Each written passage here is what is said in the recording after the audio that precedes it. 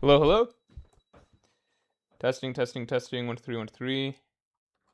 All right, we should be good. We should be good. All right. Thank you, Tom Tom, for letting me know that I'm muted. No, being mute does not count towards late points. Being mute does not count towards late points. All right.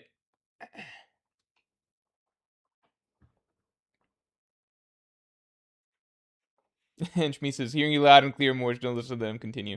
All right. How's everybody doing? I'm excited to see what happens this episode. Very excited. Tom Tom says, what if this is a pre-recorded clip he plays when he's late so we don't think he's late? Um, then I would never get late points. But that is an interesting theory. I'm excited to see what happens with Loki's debut in action this chapter.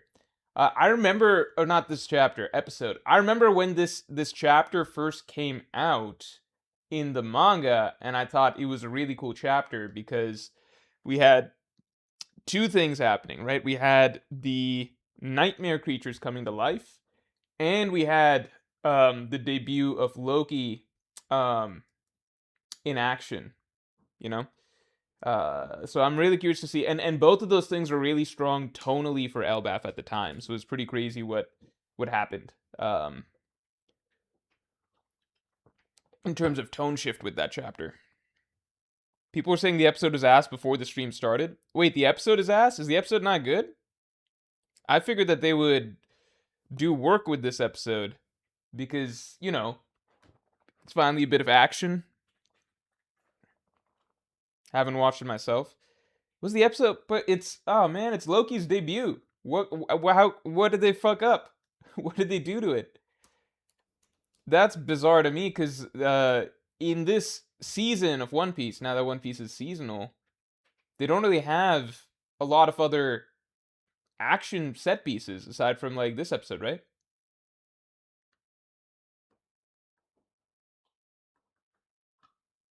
Bad pacing. Oh, pretty bad pacing in my opinion. I'm curious about that. Don't listen to other people, bunch of trolls. Okay, I don't know.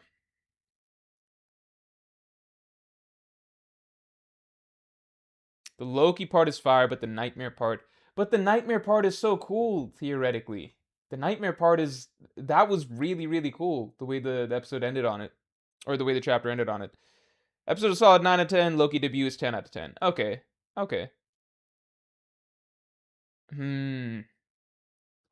I thought the nightmares was a really cool, like that was a really cool way to end the chapter. Let me pull up the chapter. I swear it was chapter like 1042 or something like that. 10 or 1142, 1143. Yeah, what I'm afraid of. Yeah, yeah.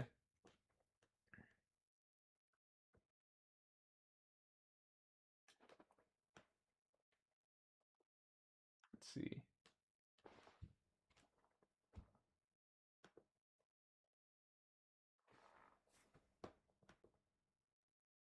Yeah, this is this whole chapter had a really cool vibe. Cause let's look at the chapter first, real quick, right? So this chapter is where shit kind of kicks off in Elbath. So it's just some stuff going on, but the principal takes care, or Saul and the principal take care of it, and then the Tusk principal, then the gym teacher. I remember during this time, I and many others felt like there was somebody that was selling out Elbath. Some people were like Angie, some people I was like Angie, and then some people were like the gym teacher. Turns out Elbath is just good people, you know?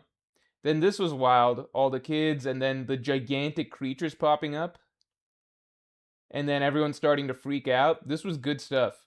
And then Loki going crazy at the same time. This scene was ominous. What do you feel? Are you afraid of anything, Nika? Yeah, this was cool. I need to see how they do it in the anime, but I feel like this is a chapter where they cut around to so many different scenes. I have no idea why they wouldn't be able to do a good episode off of this, you know?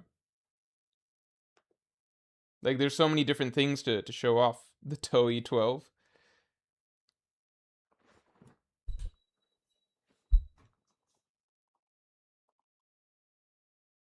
Maybe because we all know now those nightmares are all defeated. Yeah, but from an anime perspective, it's like portrayal. Like how do they look? You know? Saul is a traitor. He sold his soul to Emu to be brought back to life. That would be a really cool twist.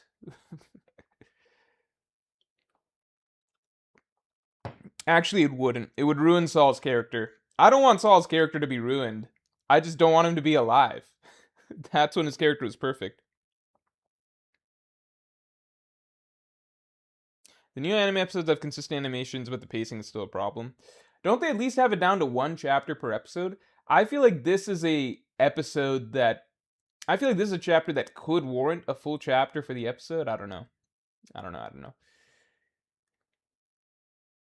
Yeah, it's just always bizarre watching any other anime besides One Piece and then going back to One Piece and then realizing what they're trying to stretch into a single episode.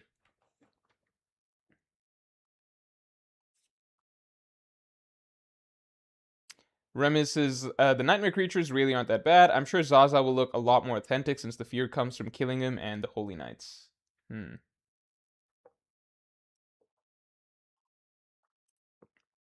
Yeah, I guess so. But I think it looked cool in the actual. Like, they could have made this look cool. Because it's not so much the creatures themselves, it's the atmosphere that's set. Like, if you look at just this panel, even though they're children's imaginations, the feeling of it, especially with the giants in the foreground looking up at this, the feeling of it feels pretty ominous. Even the shading on the clouds and such in the background is really cool. So, you know what? We'll see. I was actually looking forward. I planned on reacting to this episode well before I saw any feedback for it, so I didn't have any other alternative plan. I do have something interesting to showcase this stream on top of the episode, so that's something fun. So I might wait for a few more viewers to trickle in before showcasing that. But I have a fun new. I have something that I think viewers will think is fun. It's something that I'm going to be showcasing in a video in the future as well, just as like a little promo segment. But I'm debuting. I'm gonna test pilot it on stream a little bit. If people want to, it's interactive too, so people can kind of engage. So I'll showcase what that is shortly.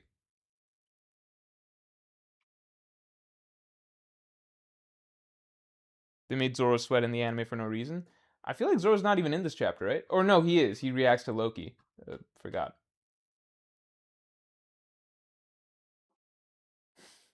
Yeah, I don't know. They gotta make characters do something. Stormy says, I don't know, just watch the episode. If it's ass, it's ass, and it'll probably be a funny argument. I mean, I'm tired of trying to critique the. Oh, sorry, I'm missing out on some supers. My bad, my bad. Okay, hold on. My bad. I didn't see these popped up before the stream started. Let me catch these. Yeah, I'm tired of just being negative about the One Piece anime. It just is what it is at this point. We're all waiting on the remake or reboot, whatever it is called. Hawkeye better, thanks a lot. Is Kaido Pirate King level since full power Yonko level Ashura only gave him a scratch? BTW killing him used Longinus in 1187. He pulled it out after Sanji's comment.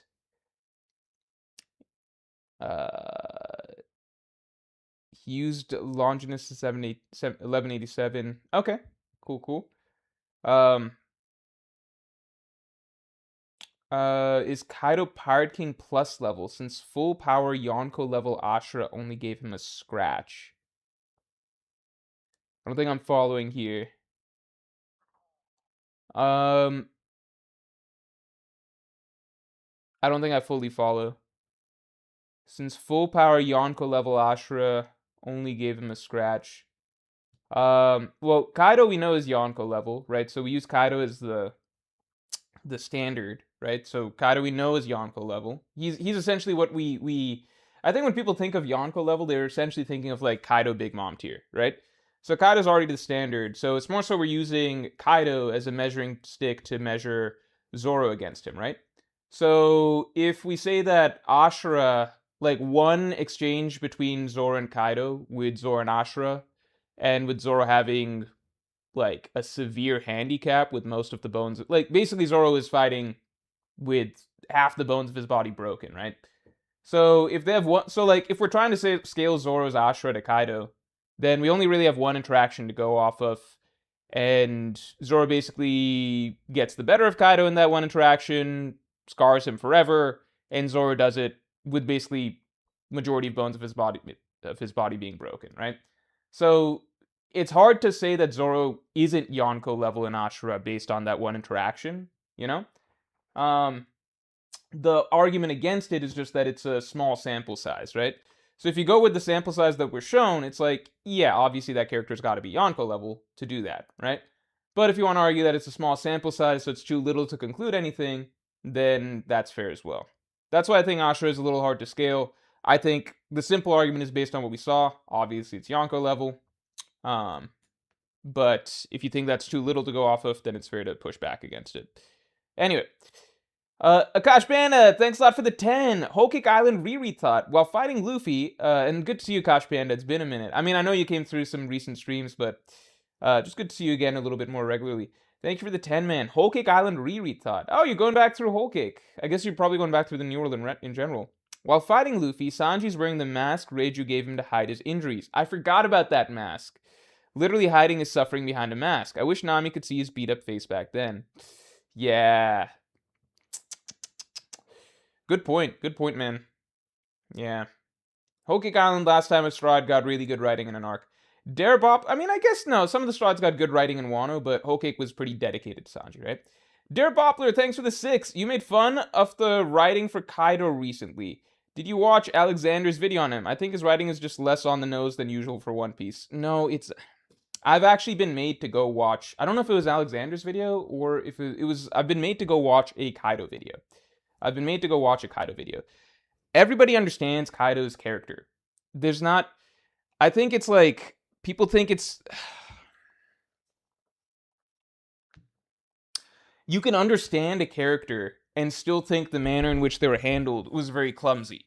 It's, you can't apply the law, because you can make the argument for pretty much any character in One Piece. Like, if you really wanted me to sit down and like actually put time and effort, right?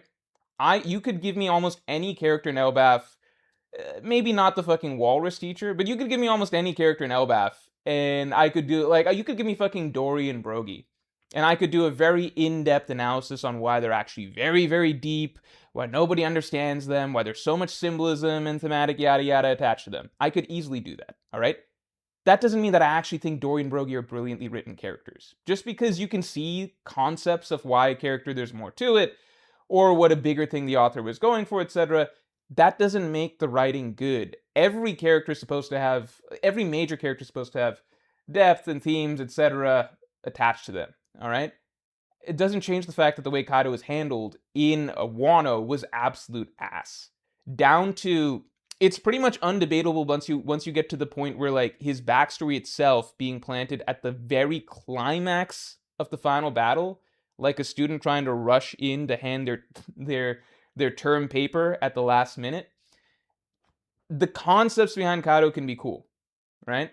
That's fine. It's the difference between, I guess the simple way to put it is, it's the difference between having a really good outline for an essay and what your essay actually is. Kaido, good outline. I was very excited for Kaido throughout the arc. You can go through the arc and I have multiple videos breaking down why a lot of the ideas behind Kaido are very interesting, things that hopefully Oda delivers on in a good way. And then by the end of the arc, we come to a close and it's like, all right, the ideas were definitely there, and Oda tried to do something with them, but it just wasn't that well written at the end of the day, in terms of actual execution, you know?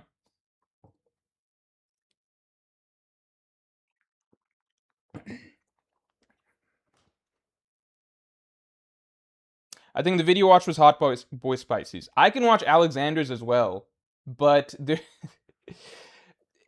even if he pulls up more thematic depth to Kaido's character, that's not going to change. It's not going to suddenly make me read Kaido's character and be like, oh my god, I feel things that I didn't feel before. Does that make sense? The character isn't good or bad based on the outline that you can write around it.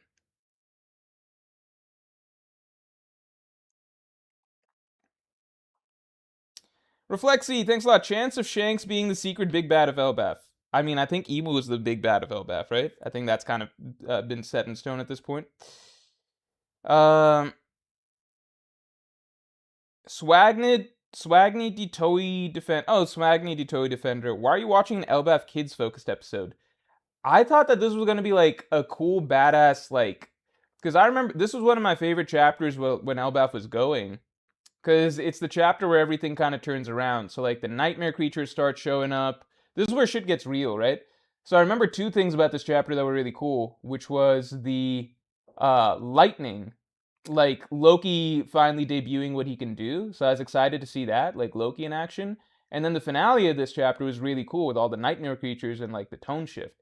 So I was excited. If we don't want me to do a reaction to this episode because the episode sucks, I'm down to skip it. You know, I'm never like really big on watching the One Piece anime episodes.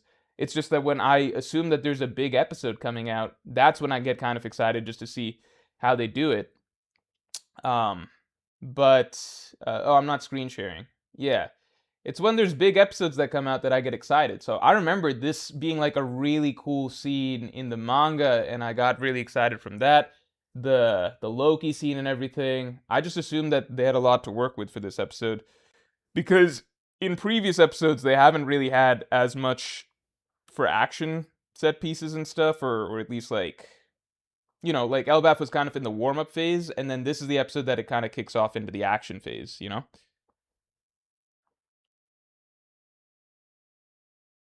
TomTom says, I'm still upset that Oda had Sanji go to the library just to follow the women instead of saying something like, I wonder if they have any books on the All Blue. I mean, I don't know what to. The All Blue has. I just don't think it's. I don't know. It is what it is. Sanji's motivation is more so women than the All Blue. That's been made pretty clear throughout the story. That's okay. Different characters can have different priorities. Henchme says, what if Shanks turns in Aizen with his master plan and is the true final villain? I just don't think that's what Shanks' character represents in the story. I think it's very unlikely. The episode does not suck. I want to hear what Swagny's opinion is because he's normally all about the anime, rain or shine.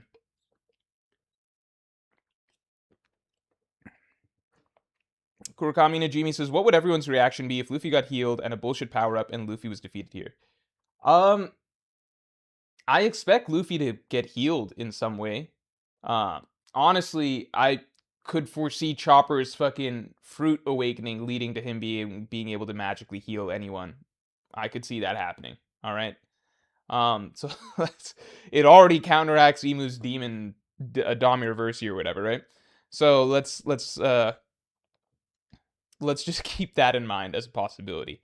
So you got the Chopper, or no, I think Luffy getting healed is very, very solid possibility. And then getting a power up and defeating Imu. I mean, to me, defeating Imu, I think, is just not possible right here, right? Like permanently defeating Imu. I guess permanently defeating Imu is not possible right here. But I think driving him out of Elbaf, kind of like, you know how Joy Boy's Haki Knot drove the Gorosei out of Egghead Island? If Luffy gets some crazy Conqueror's Haki awakening that drives Imu out of Elbaf, I'm 1000% okay with it, as long as the writing is good. 1000%. I think that shit is cool. I want to see Luffy pushed. I want to see him awaken stuff. I don't like seeing him awaken stuff when it's just like the Wano way, where it's like you get knocked out, you wake up with just a new power up. You get knocked out, you wake up with a new power up. You get knocked out, you wake up with a new power up. 3 times in a row, right? I don't really want to see that. I would love to see Luffy wake up after being healed, and then some sort of emotional trigger pushes him to awaken his Conqueror's Haki further or something like that. As long as there's a piece of writing in the middle between wake up and power up. As long as that happens, like, instead of just wake up, power up, if there's like a little bit of writing or like a dramatic scene in there, I'm cool with that, you know? Who doesn't like, you know, Super Saiyan awakening type scenes and stuff like that, you know? I think that stuff's cool. As long as you just write the drama in there personally. That's the stuff that Shonen's made out of. And especially because if it's Conqueror's Haki, Luffy awakening Conqueror's Haki, that's like the most reasonable power up in the world for Luffy to get. Because at this point, he's been, you know, we know how Haki works. It's just through Haki blooms. It's pretty straightforward, right? It's through Haki blooms. We've already seen Luffy take big jumps in Haki over the course of various fights between Whole Cake Island, Wano, etc., the last kind of leap that he seems like he needs to make is to get to Joy Boys Haki, which is a huge leap, but at the same time, Haki blooms are often really big leaps in the first place, so I don't think that's the biggest deal. Andrea Anami says, good writing in this economy?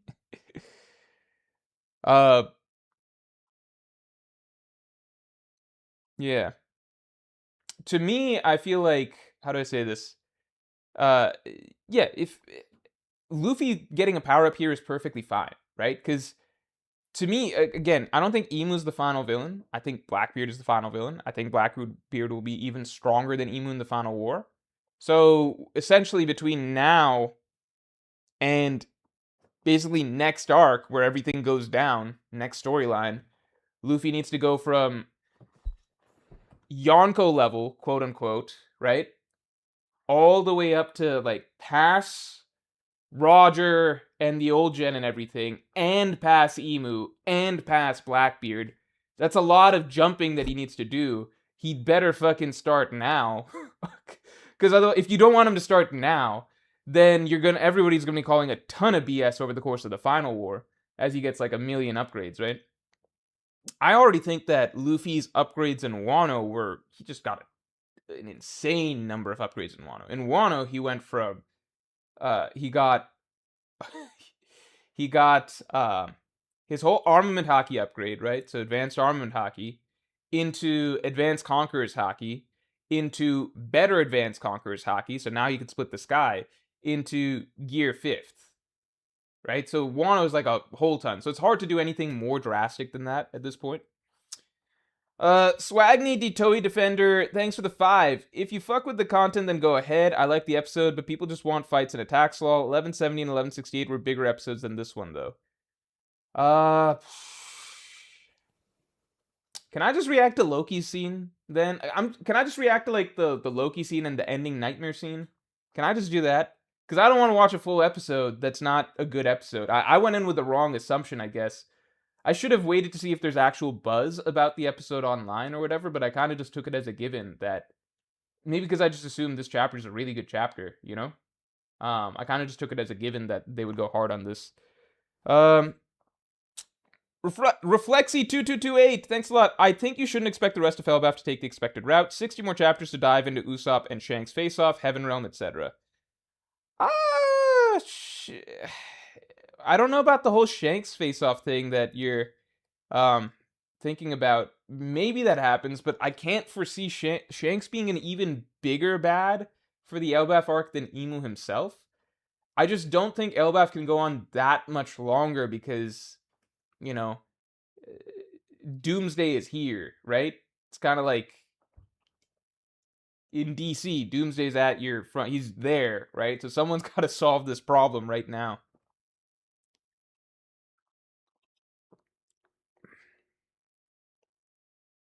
Okay, I'll just react to the Loki scenes. Let me add a little addendum. There's also something fun that I want to showcase for you guys this stream. Let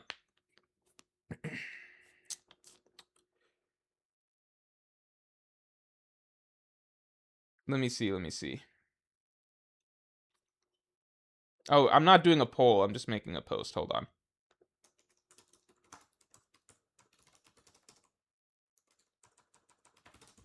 The Loki scene and end scene of this episode. I hope that's okay with everybody.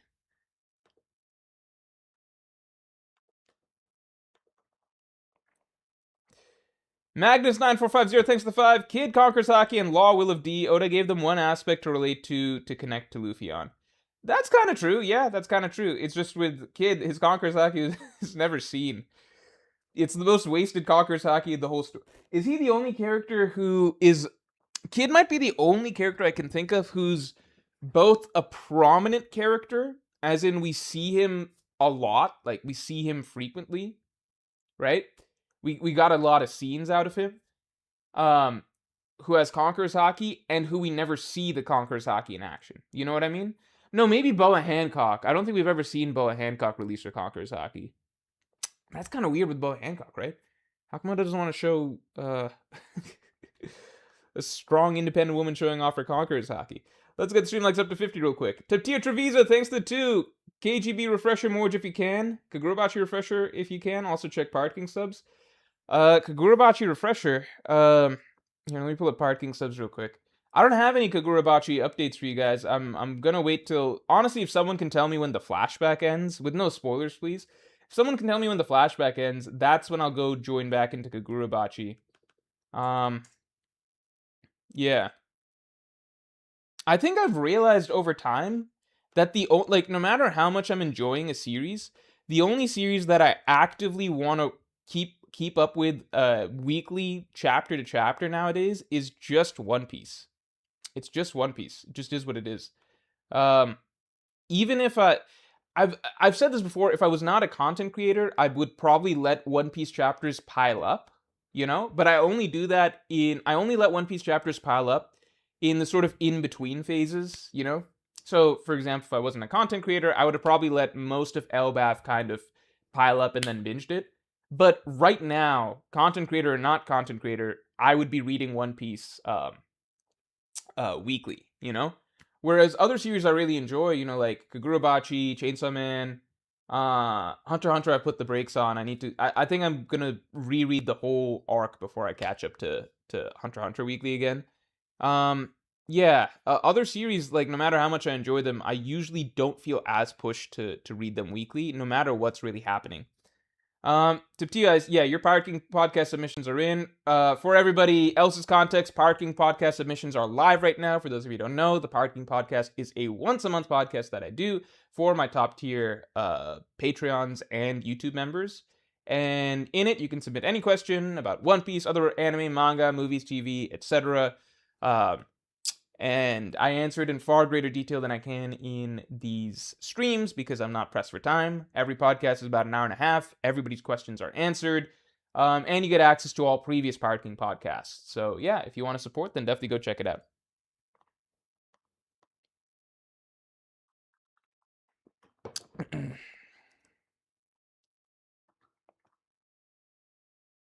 Lido's not a reliable source.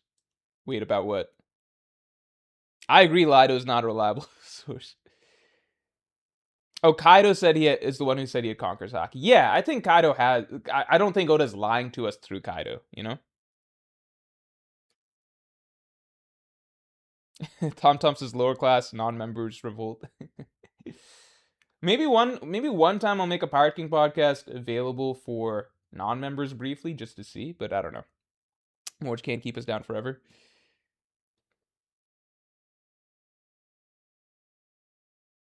King T63 says, I think God Valley will be a movie. I just don't know what Toei's plan is because they could easily release a 2-hour Loki flashback / God Valley movie and then release the season a couple months after.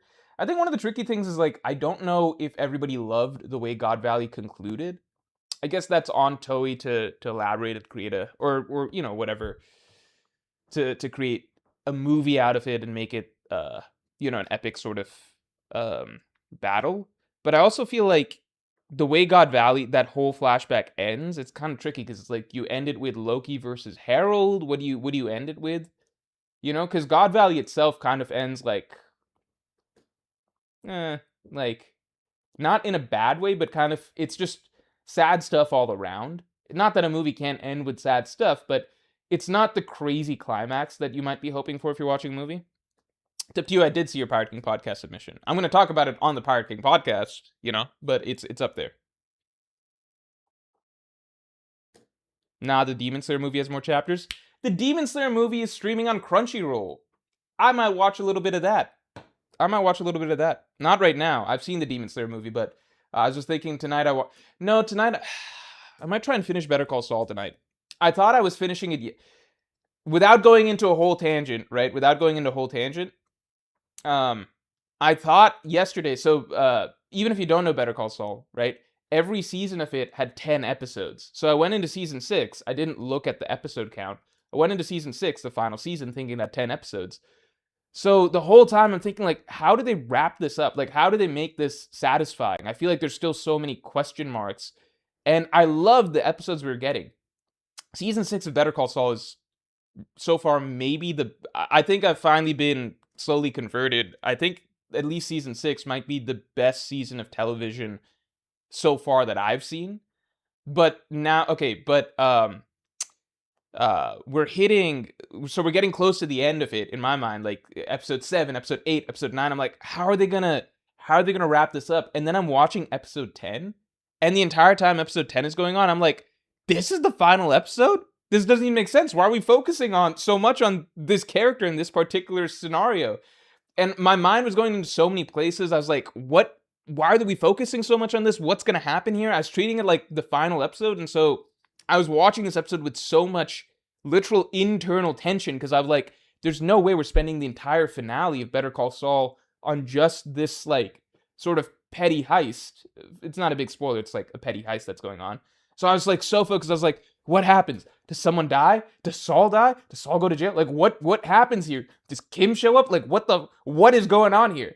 Right? I'm watching. So, like, for me, episode 10 of it was like the most, like, I guess, unearned tension that a show has ever produced for me. In the sense that the tension was, like, it was still a tense episode. It was a very good episode. But I was like, final episode, how are they ending the whole thing on this? And so I was just like on the edge of my seat the whole time. I was like, something's gonna go wrong. Something's gonna go really, really wrong. We get to the end of the episode. For those of you who don't know, the episode ends, it's not a big spoiler. It ends with him like picking up a shirt and tie, suit and tie, or whatever, thinking about it, putting it back on the rack, and then walking away. And it just put my head in a spin. I was like, they ended the whole series like that? And I was like, I must be stupid, because like I was trying to read, like, I was like, okay, so they wanted to end his whole character arc with that moment. Like, Saul's entire story, they wanted to end with him just putting this back on the rack. And I was like, I guess I was like, I guess I gotta rewatch, like, some deep analysis about it. Like, obviously there's meaning to him putting it back on the rack, but I was like, end the whole series with that shot? Like, his whole character arc? I was like, I feel like unfulfilled by this.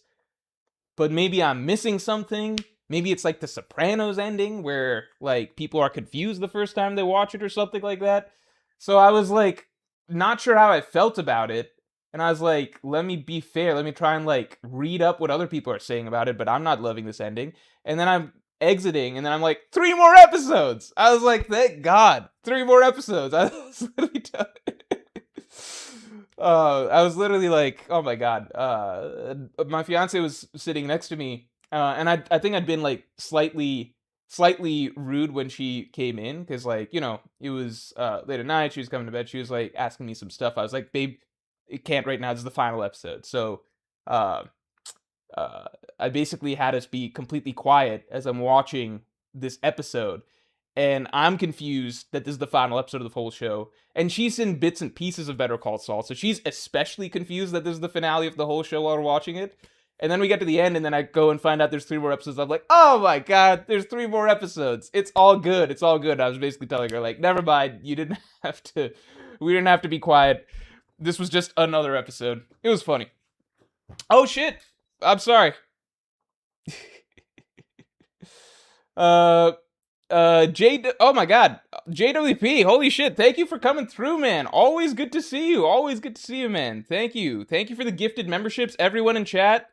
Shout outs to JWP coming in with a bomb like usual.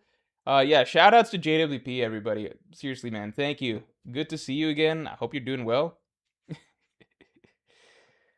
Thank you.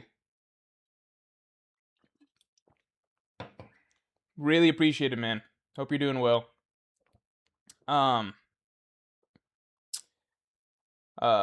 Swag me with a couple comments, thank you. You can watch the first half and see how you feel about it. Maybe people would complain if a movie has cut content.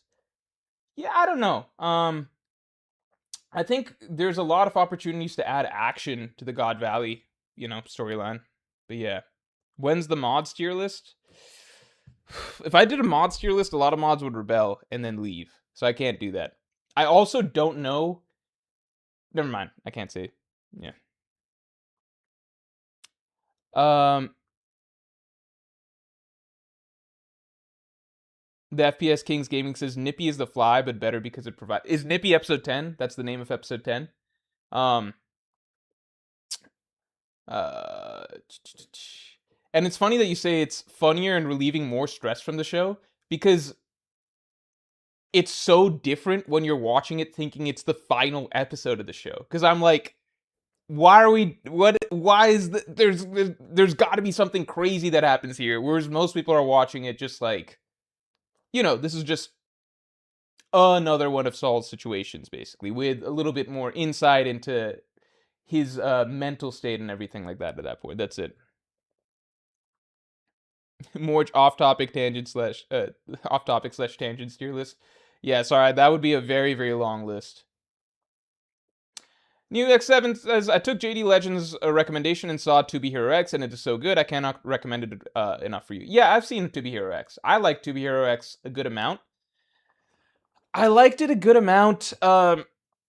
Frankly, I thought a lot of the individual character stories were like, but it's more so the way it all stitched together to create a really cool universe that I enjoyed, But yeah, individual character stuff was like, especially a lot of the early ones. It took me a while before I actually started to enjoy. I felt like a lot of the individual character stuff was kind of by the numbers or a little bit predictable, but after some time, I came to enjoy a lot of it. The animation, phenomenal. The other thing that put me off for a while was the 3D versus 2D animation. I just did not like the 3D. And eventually it shifted entirely to 2D, and that was really cool. But yeah, that was a thing that was like really putting me off early on, but stylistic, it makes sense. It's also really interesting because I'm getting some more insight recently into China's animation style. So like, I didn't realize that for the better part of however many years, right, China's animation industry, it's top tier, but they prefer, over there, they prefer 3D animation, not 2D style. They prefer the 3D animation, Toy Story, not Lion King, right? The visual style. So they've got like a ton of shows that are super successful over there, very well animated and stuff, but it doesn't have the visual look of anime, right? So from my understanding, in recent years, they've started putting out more and more 2D stuff, and it's all amazingly animated shit. Like Lord of Mysteries, To Be Hero X, I'd say those are not breakout series, but they're they I think they are the first couple Chinese anime that are really or whatever they're called, not anime, you know what I mean, right? Chinese animated shows. There's Donghua, that are kind of like making some waves, right? I think China will significantly disrupt the animated series market in the next decade or so, because the animation quality is just frankly a lot higher than uh Japanese anime. There's a big gap.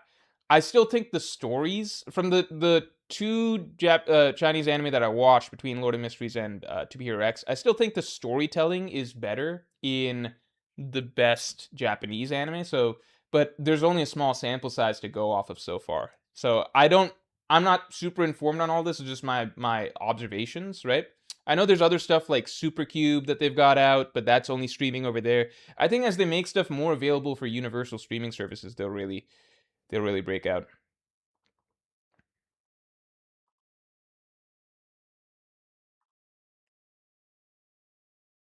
Virgil Hawkins, thanks for being a Pirate King tier member for 46 months. Feelings on Jimmy and Kim, also on Mike. Also, when you're getting back into Haikyuu, it only gets better. I keep forgetting. Haikyuu is one that I gotta get back to. I keep freaking forgetting to get back to Haikyuu.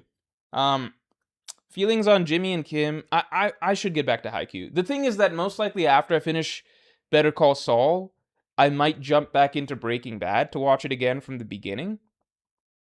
But I also want to try a couple other shows. I've been wanting to try Dark and Peaky Blinders. Please, no spoilers for either of those. But those are, so I don't know. I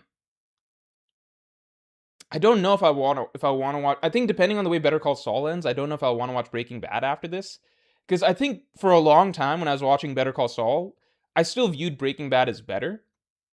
And so I was kind of like, oh, I really like this, and this is making me want to watch Breaking Bad again right after that. But with season 6, Better Call Saul is going to some like really twisted places Breaking Bad had some really dark shit for sure, like really dark stuff. But Better Call Saul just feels a little bit more fucked, if that makes sense, you know? Like, you're asking about Jimmy and Kim, they're not out here dealing meth to everybody, and I think I've been on this topic for a bit. I hate them so, so, so, so much. I hate those characters so, so, so, so much. I hate Jimmy and Kim, and I liked them a lot for a long time. It took a lot for me to begin to hate them. I hate them so much. I hate them so much. They're like the scum of the earth. Sincerely. And like as bad as Walter White was, again, I've said this in past streams, so I don't want to keep beating a dead horse, but I'm at a point where I just want Jimmy. There was no point where I truly wanted Walter White to get caught. I knew he deserved to have his comeuppance or meet justice at some point. But Jimmy and Kim, there have been so many situations now. Well, not so many. Like, now I just want them to be caught. In the whole Howard scenario, without spoiling anything, the entire time I was just like, please someone stop them. Please someone catch them. Please someone outsmart them. Someone do something. Please let them their plans fuck up in some way. I hate these two characters so much. Because Howard calls them out. Everything he says about them is true. And you know what's crazy? I'm on Chuck's side now. Chuck was right. Chuck was right. Chuck was right. I legitimately... Now going back and listening to Chuck's big speech, his rant about Jimmy, beat for beat, it's all true. I resonate with everything he was saying now. Before I was disgusted with him. Rozak says, Breaking Bad greater than Better Call Saul ending, but overall Better Call Saul greater than Breaking Bad. I don't actually love Breaking Bad's ending. I think it's a solid ending. Like, it's not a bad ending. I just don't think it's, like, a brilliant ending. It was, to me, it was like an ending that kind of, like, checked off a lot of boxes, basically. You know? It just checked off all the boxes. But I was hoping for something a little bit more because the show had done so many... The show was so complex in so many ways. I was hoping for something a little bit more complex or deep. I don't know what I was hoping for, but I feel like the way that it played out was kind of like very expected, I guess, if that makes sense. You know, like or not expected. Like I wouldn't be there like, oh, I predict the whole ending or something. But like it kind of checks off all the things. Like Walt gets revenge on his enemies. Admits that he was a bad guy. Dies. You know, like there's nothing crazy interesting about the way that it ends. It's very satisfying if you're rooting for Walt, I guess, because like he gets to be a badass, but he also gets justice, yada yada. He admits his character flaws, finally, blah blah blah. It's just I just don't love it.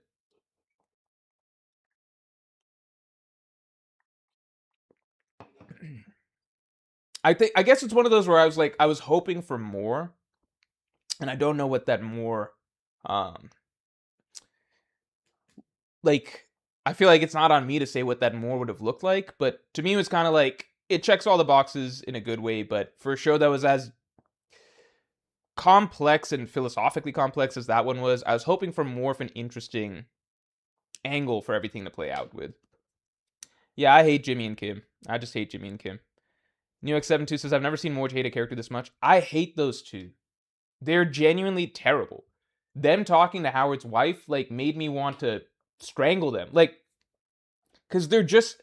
The reason maybe you've never seen me hate a character this much is because usually characters like these are side characters, right? Or, like, they're villainous side characters that, you know, they do their own thing, etc., etc., yada, yada.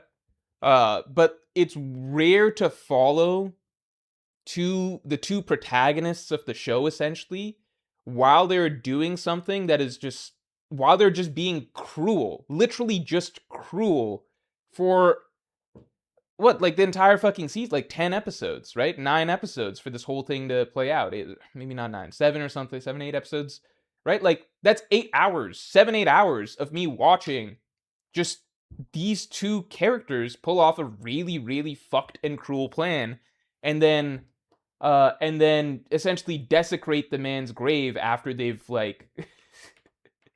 after they've taken everything from it. Like, it's just weird. Like, I hate these two characters. There were times that I really hated Tony. I grew to really dislike Tony by the end, but it wasn't to this degree that I hate Jimmy and Kim. I just think the intense focus on the two characters the whole way through it really makes me hate them. As for Mike, still dislike Mike. I'm glad someone finally said something to him. He deserved way more of a lash. Like, Nacho's dad saying something to him was finally the first time I heard somebody, like, morality check Mike, because he's normally doing that to other people.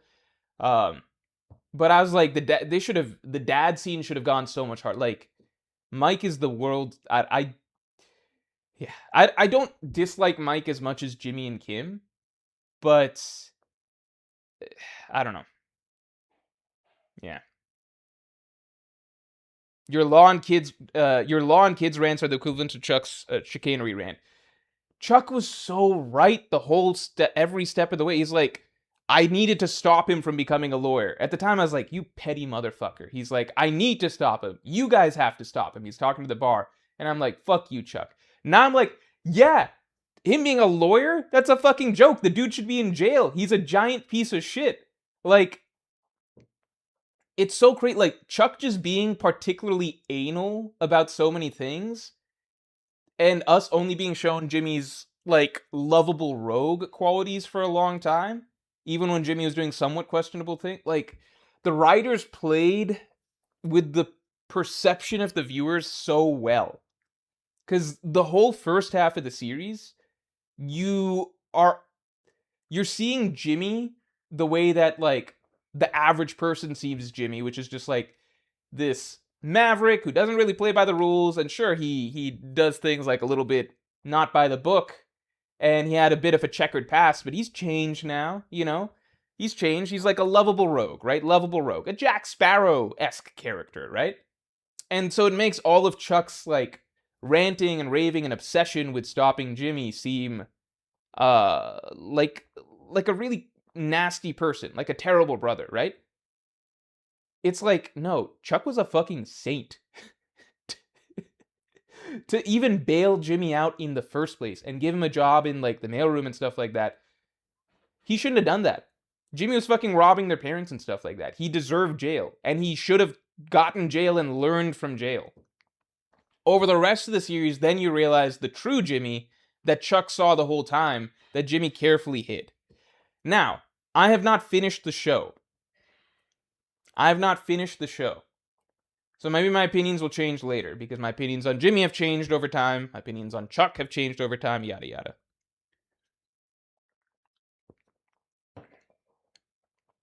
TomTom3070 says, I mean, the way Chuck treats Jimmy is a self-fulfilling prophecy. Treat him like a piece of shit, and he's gonna turn into one. No. You see Jimmy from childhood. You see Jimmy from childhood robbing their parents, right? It's not a self-fulfilling prophecy. That is who Jimmy innately was from a child. We were never shown anything like Chuck turned Jimmy into that. Chuck just saw who Jimmy was from a young age.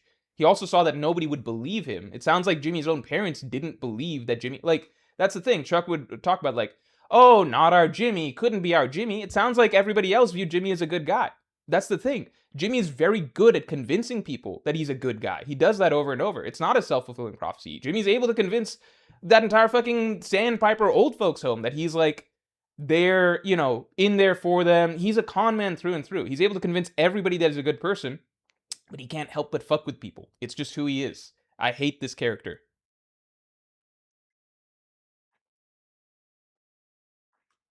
Dobby Greg says, I like Jack Sparrow. Exactly. Like, I thought Jimmy was like a Jack Sparrow-esque character. Like, again, yeah, he's a bit of a trickster and a con man, and he does some bad things to people, but nothing that really, really hurts anyone that deeply, you know? And his heart's in the right place at the end of the day. I don't think Jimmy's heart is necessarily in the wrong place, but it's just his lack of care. Thompson says, but you also see Jimmy trying to be a good person and try to be a good lawyer, but Chuck responds by being a dick to him. Chuck is never a dick to Jimmy. That's the thing. Chuck is never a dick to Jimmy. After everything Chuck has seen Jimmy do, right? The only thing Chuck did to Jimmy, right? The only thing Chuck did to Jimmy was he didn't want Jimmy to work at his law firm. That's actually the only truly bad thing that Chuck did to Jimmy. you know? Chuck was upset when Jimmy passed the bar because Chuck knows Jimmy's nature, right? He knew Jimmy's nature. He found it worrying that somebody like him is now a lawyer, right? Especially in a profession like the law where there are so many people who are actually lawyers have a shit ton of dicks in their profession, right? Like that is true. Not every lawyer. There's countless lawyers who are really good people, but lawyers are like it's also known as a career where there's like a lot like it plays to lots of people who like to try and who don't have the best moral compass as well, right? So Chuck was right to like red flags when Jimmy became a lawyer, right? The only thing Chuck didn't want was to give Jimmy a nepo baby job at his own firm. And he was fucking right to do it because the moment that Jimmy, even while Jimmy's still trying to be a good guy, joins up at the other firm, right? What I forget, something Maine, like the one with, you know, the cool old guy that's the, you know, plays the guitar and everything. I forget the name. But even there, like Jimmy immediately starts doing things that like compromise the company, right? He runs an ad that's not approved. You know, it's dangerous for the company, even if it's an ad that's effective, right? So the only thing Chuck did to Jimmy is he just didn't give him a job right away at his own firm. That's fucking reasonable, right? Jimmy didn't even, like, Jimmy doesn't automatically deserve a job at his brother's firm right away. He doesn't. I don't think anybody does. Like, just because, even if Jimmy was a really good person, just the simple fact that Jimmy passed the bar doesn't entitle Jimmy to a job at Chuck's firm. It just felt like that early on because we're on Jimmy's side. Like, I was bought into that mentality too. After that, Jimmy's the one that keeps going after Chuck. Jimmy fucking...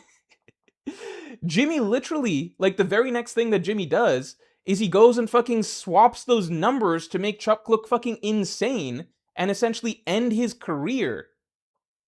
Right? He swapped, he puts time and effort into swapping those numbers, which is a fucked up thing to do to your own brother. To make him look insane the first time that he's trying to crawl out of a mental hole, like a mental illness. He's trying to normalize. He's trying to get back in the saddle, go to, you know, try and actually be a practicing lawyer again. And the very first case that he gets, he humiliates his brother, makes it, like, gaslights him into thinking he's crazy, right? Like, it's fucking fucked. And then Chuck reasonably recognizes that this is not okay, and he recognizes that Jimmy's the type of person who should have been put in jail a long time ago. He would have if Chuck didn't save him in the first place. I agree with almost everything Chuck did. I need to look back through.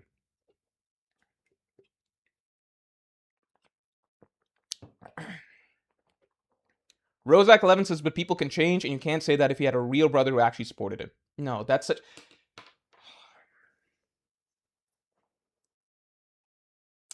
We're getting into a debate that's outside the scope of the show now, because this is more like philosophical, how much do you believe people can change, etc., right? I'm talking about just what's been shown in the show itself. Jimmy never changed. He just learned to bury his true self to some degree. It shouldn't require Chuck, like, there's no way you can excuse everything that Jimmy's done and the way that he fucking compartmentalizes it. He fucking compartmentalized what happened with Howard. You cannot excuse that as just, well, his brother didn't believe in him the most. What the fuck? Fuck no.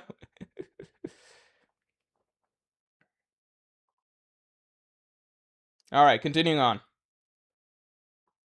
I'm not saying Chuck was a saint. But it is bizarre. Like, Chuck is far closer to being a saint than Jimmy is to being, like, a normal person. I would say that. Jimmy is, like, literally a cockroach, scum of the earth. Absolutely despicable character. Because for Jimmy, the reason I hate Jimmy and Kim so much is just the, like Howard kind of says, the sociopathy, and also that they genuinely gain pleasure from being cruel to innocent people for fun. They genuinely like it.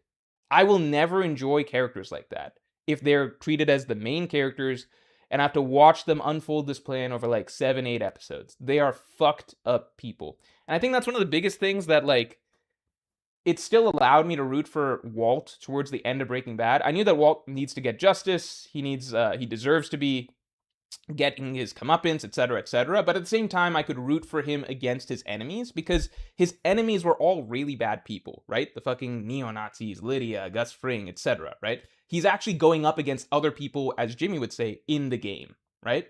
So that was number one. And number two, Walt's entire character arc was predicated on something that you, even if you understand that, like, it's morally really bad, you can understand where it comes from to some degree, right? You can understand where it comes from, which is basically like Walt's a dude who's basically been um he has, how do I say this? He's felt disrespected in his life and his career for so long, and he just wanted to essentially build like he wanted to feel that sort of respect and recognition to some degree, and it slowly went to his head, right?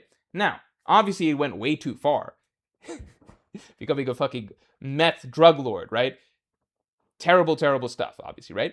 But what's interesting to me is that I think you can at least see where it starts with Walt, the kernel of what leads him down this path, and it's ultimately ego. And I think that's something that's a bit more relatable because I think everybody has an ego to some degree, varying big or small, right? And everybody at some point in their lives feels like, oh, I want to have more, I want to be more respected, I want this a bit more, or something, right? Like everybody, ego is to everybody to some degree, right? A bit of a fatal flaw. It just is way more for some people than others. But you can kind of understand, like, you can see Walt, how he's treated as a high school temp, like having to wash his students' cars, etc. And you can understand the allure of finally, of like becoming this different persona, Heisenberg, right? Even the average person at points in their lives fantasizes not about becoming a meth drug lord, but you fantasize about reaching a different sort of position in life or standing or something like that, right? Walt just goes way too far. So while everything Walt does is very evil, his core character flaw is something that I think, like, everybody can resonate with a little bit. And that's the same reason why, as Walt becomes cooler and starts saying stuff like, say my name, Heisenberg, etc., you're on the ride with him. Because to some degree, he's playing out a sort of darker fantasy that you might mentally, to the back of your mind, like, enjoy watching, right? With Jimmy and Kim, even though they don't actually do stuff like sell meth and all of that stuff necessarily, the difference to me is that Jimmy and Kim, their fatal flaw is something that I don't think is relatable in the slightest. Their fatal flaw is that they have a mean streak. They genuinely gain pleasure from being cruel to innocent people, and they justify it in their heads, right? I think everybody has, to some degree or another, some desire for ego or something like that, right? Like, ego, I think everybody's got a little bit of that. I don't think everybody has a mean streak. I think there's a special type of person that genuinely gains pleasure from being cruel to other people, and that's Jimmy and Kim. And that's why I can't root for them in the entire end section of their journey in season 5 and 6. Because, like, with Walt, it's like, oh, you can kind of enjoy the journey as like playing out a dark fantasy in a certain way, right? Even if you recognize that it's wrong and that he needs to be punished by the end, right? With Jimmy and Kim, I gain no pleasure. It's uncomfortable for me to watch them do this stuff. It feels like I'm watching pathetic people doing pathetic things. Does that make sense?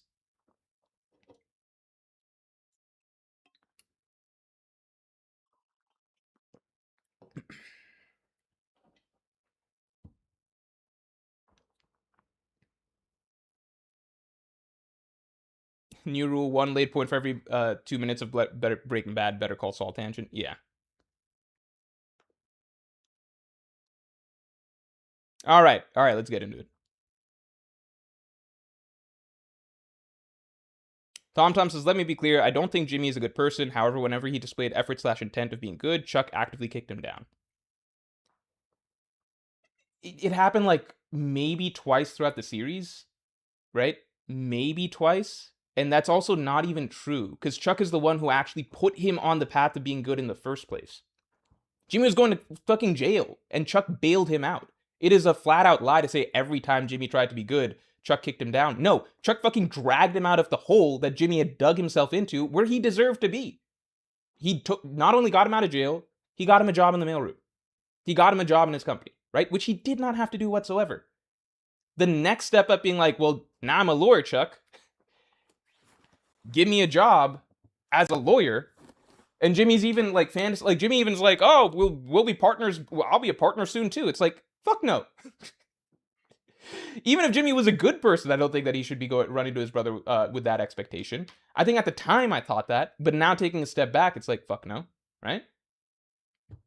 Like, where does this mentality come from that like Chuck did so much for Jimmy, and the one time Jimmy gets told no, which is like, I don't trust that you magically become a good person, Jimmy proves Chuck right?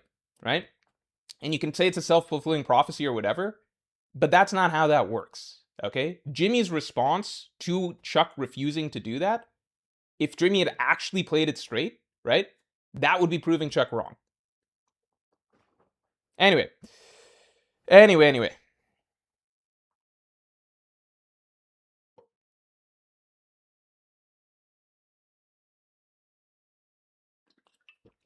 Dobby Greg says, I think if you have 30 years of seeing someone abuse people's kindness, it is very reasonable to not fall into the same pattern you've seen them exploit. That's not Jimmy's story, though. Jimmy's story is he saw his dad get exploited as a child. It wasn't 30 years. This is built into Jimmy's mind. He was doing this as a fucking kid. It didn't take 30 years for him to start doing this. The world didn't beat this into him. He saw his dad, didn't respect his dad, didn't understand the virtues of what his dad was doing, and started ripping off his dad too. He was exploiting his own fucking parents, and people are trying to defend this character. He fucking sucks. The episode I'm watching right now, Jimmy's trying to go rob a dude with cancer. What the fuck? He's trying to break into his house and stuff. Like, this dude fucking sucks. And it's not, and it'd be one thing to be like, it's reasonable to not fall into the same pattern you've seen him exploit. That's one thing, but that's not the thing with Jimmy. My problem with Jimmy is not even that he likes cons or scams, it's that he enjoys doing it.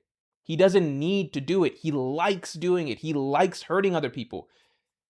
He gets off, like literally, him and Kim are fucking while they're listening to what's going down with Howard. They get off to this shit. That is twisted beyond anything that Walt, for all of his flaws, very flawed character, Walt at no point in the story is shown to actually enjoy being cruel to innocent people.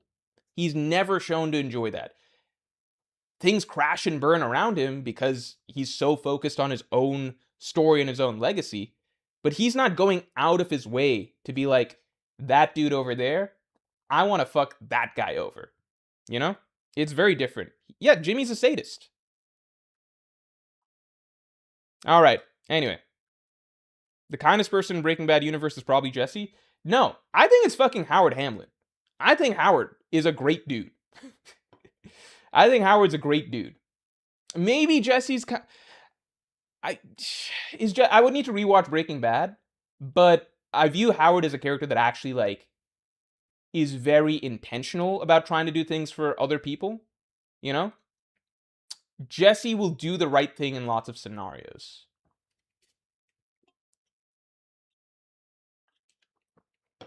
I'm up to episode 10.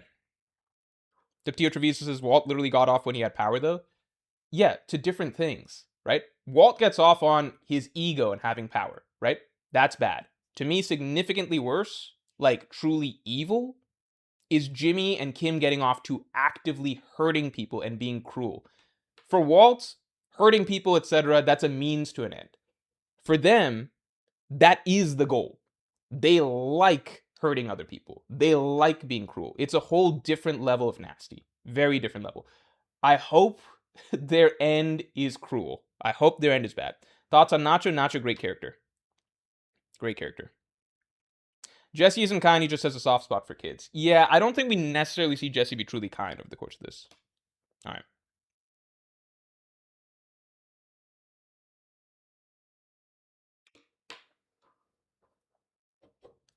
Alright. Let's get into the episode.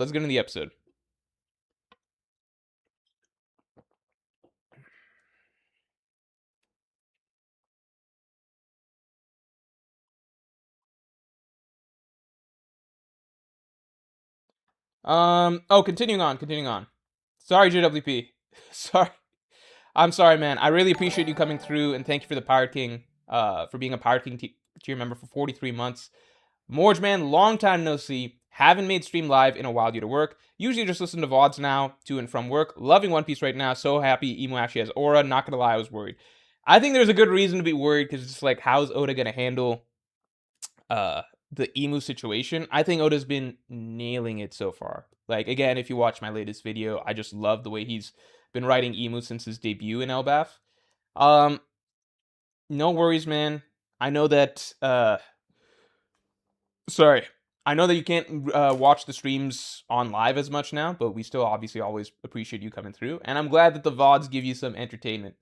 So yeah, man, always a pleasure to see you come through. And you asked, thanks for the 5. Have you finished Sopranos? Sopranos. Yeah, I love The Sopranos. Love that show. If I were to think of a show I'm more likely to rewatch, I think Sopranos is really high in terms of shows that I'd want to rewatch. I think Sopranos might be number 1 in terms of shows that I feel like I'd have fun just rewatching from the beginning. Because Sopranos, I realize, like, no matter how dark The Sopranos gets, it's always light and funny in other ways too. And obviously Better Call Saul and Breaking Bad are also, they're great in terms of comedy. But with Sopranos, I mean, like, genuinely, like, because it's not like a continuing plot line all the way through. So, like, you can have an episode where it's like something really fucking dark, like, you know, long-term parking. And then the next episode, it's like some random ass funny construction, you know, construction project shit or something like that. I don't know. Yeah, I think Sopranos, I don't know. Better Call Saul might be turning into, like, my favorite show, period, because the 6th season is just hitting really hard, and it's just so twisted. The way they're doing, like, the whole plot that played out over the course of this season that Jimmy and Kim did was just so fucked, that reached such a fucked ending. I don't know if I'm gonna want to watch Better Call Saul again, ever, from the beginning, but it is just such a phenomenal show. I think it might be better than Breaking Bad at this point to me. JP, thanks for the 5. Wow, that Emu's immortal and Brook is a Timu immortal, and they share a connection through Gunko. That's a good point. Yeah, that's a good point. The Wire, I might watch The Wire. Did I see the Clayface trailer? I thought the Clayface trailer actually looked good. And then, yeah, people were like, it looks like a B-movie horror. I was like, I thought it was good. I don't know. Watch Widow's Bay? Yeah, we're watching Widow's Bay. I think we just finished episode 8. I'm enjoying Widow's Bay quite a bit. So there's 2 more episodes of the season. We also want to watch the rest of House of the Dragon season 3. And we want to watch Night of Seven Kingdoms. So we got a few shows that have been hanging a little bit. We were watching Love Island a lot, because that was just, I think, our go-to show pretty much close to every day if we had time. A lot of days we wouldn't have time, so then we'd pile up like 3 episodes and then watch it. But yeah, Love Island was the go-to show. We actually got I bought a subscription to ITVX so that we could watch it faster, in line with the British audience.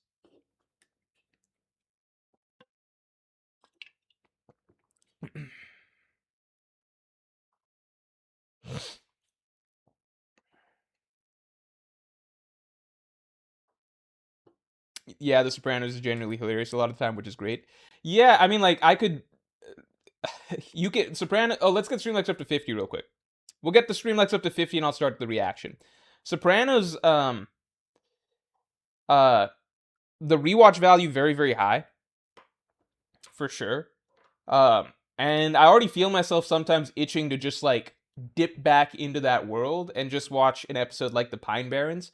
I think I said this on my first watch through The Sopranos. I was, like, updating you guys. I was like, I'd heard The Pine Barrens is, like, the best episode, but I watched it. I don't really get why, you know? And then as it progressed, and I got through towards the end of The Sopranos, I was like, I see why The Pine Barrens is considered maybe, like, the best episode. I wouldn't necessarily call it the best episode, but it's definitely an episode that if I were to just want to go back and watch an episode of The Sopranos, it might be the Pine Barrens, just because it's got it, it's just got that extra it factor. You know, it's just wildly entertaining to think back on, and it feels so different. Fish out of water. It's just a really fun episode in a show where, like, all the other best episodes are very heavy episodes. Pine Barrens is probably when I just feel like going back. Virgil Hawkins says, I genuinely didn't realize the US had ITVX. That, my friend, is why you should use Surfshark VPN. That's why I've been fucking promoting Surfshark to you guys for so long. I fucking use Surf. You can see on my screen, I use Surfshark. When I screen share, you can see it. Surfshark is a good as it's good to have a VPN. Maybe I need to stress this more when I do sponsors, but having a VPN opens shit up. You can watch shows that you would shows streaming, etc. that you wouldn't otherwise be able to.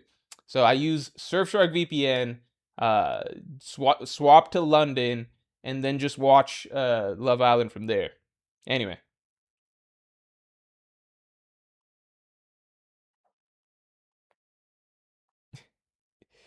Virgil says it's not the best episode, but it's the funniest in my opinion. I feel like for me, my favorite episode is either Whitecaps or Funhouse, and then or what I think is the best episode. I think is either Whitecaps or Funhouse. I think I've said this before on stream. I think Whitecaps is the best written and acted episode. Maybe the best acted episode of anything I've seen ever. Best writing and acting and drama, or best writing and acting, Whitecaps for me. But then the best directed episode is Funhouse. So it hits different ways. Best directed and most intense plot-wise episode, Funhouse. I think Funhouse is also artsier, so they have different things. It's hard for me to compare the two. I might lean Whitecaps if I had to pick one. Nah, I don't know. It's one of those two. And then for me, Pine Barrens is like number 3. Maybe like Long-Term Parking, number 4. I remember the names of the episodes that I really, really love. Maybe Long-Term Parking, number 4. Maybe Blue Comet, number 5. The finale, I used to think the finale I really loved. I still love it, but I realized I only really like the ending of the finale episode. I think the rest of it is kind of not that good. Anyway, Virgil Hawkins says, already on Surfshark, and don't worry, I'm using code Morge. Thanks, man. I appreciate it, Virgil. But yeah, you can watch ITVX through that.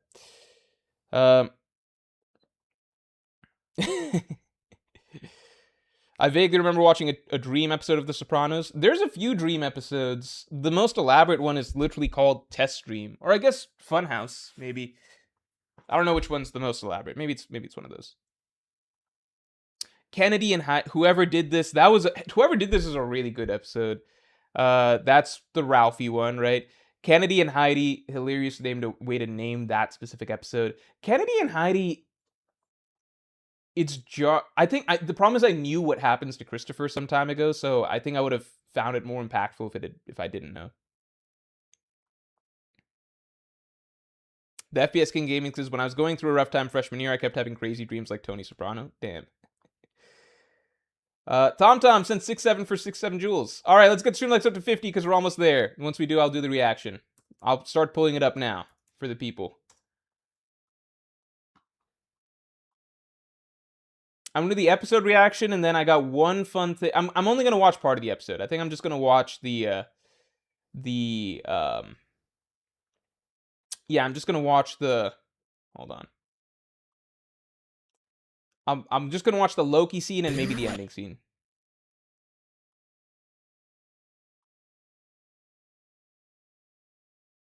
Damn, LBAF's only 17 episodes so far.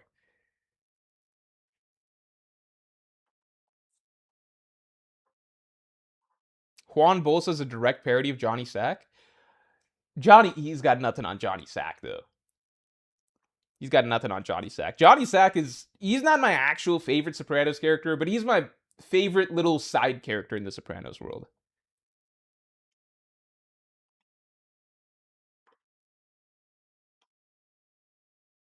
The FPS King Gaming says, without Sopranos, there would be no Breaking Bad or Better Call Saul, you gotta say. Yeah, for sure. For sure. And I think that there's even, I think there's like a lot of, this is my own personal little opinion.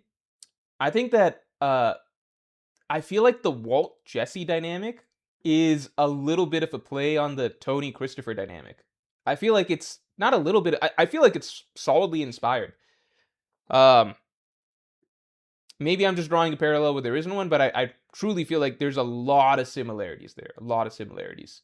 I feel like Breaking Bad might have just looked at The Sopranos, zoned in on maybe like the most core dynamic of it, and then picked that and was like, or like, I wouldn't say Tony Christopher's the core dynamic of The Sopranos, but it's one of the pillar stones, right? Um, Tony Carmela. I mean, you could even argue Walt Schuyler shares a lot of. I don't know. It's not one to one or anything like that. It's also interesting because Mad Men, one of the writers, the writer for Mad Men, worked on The Sopranos, and you can see a lot of similarities um, in the concept of that show as well. Juan Bolsa is just Spanish for Johnny Sack. No way. What the fuck? You are right. Bolsa, man, that's funny. The Dream Sama, thanks for being a member for 11 months. More Emu Parrot analysis coming soon. Honestly, I might drop a.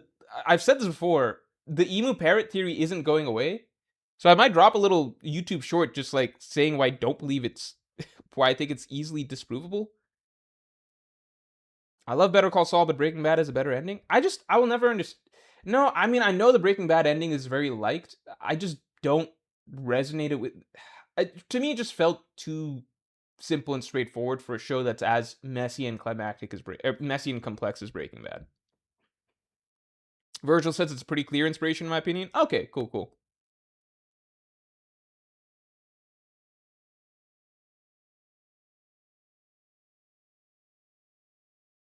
Joyboy SGLS, thanks for being a Pirate King tier member for 27 months, man. Yo, Morge, I've been thinking about Luffy and Shanks' reunion, and I think that Shanks will be the one who opens Luffy's eyes about his destiny. I think that plus Emu will lead to great character stuff.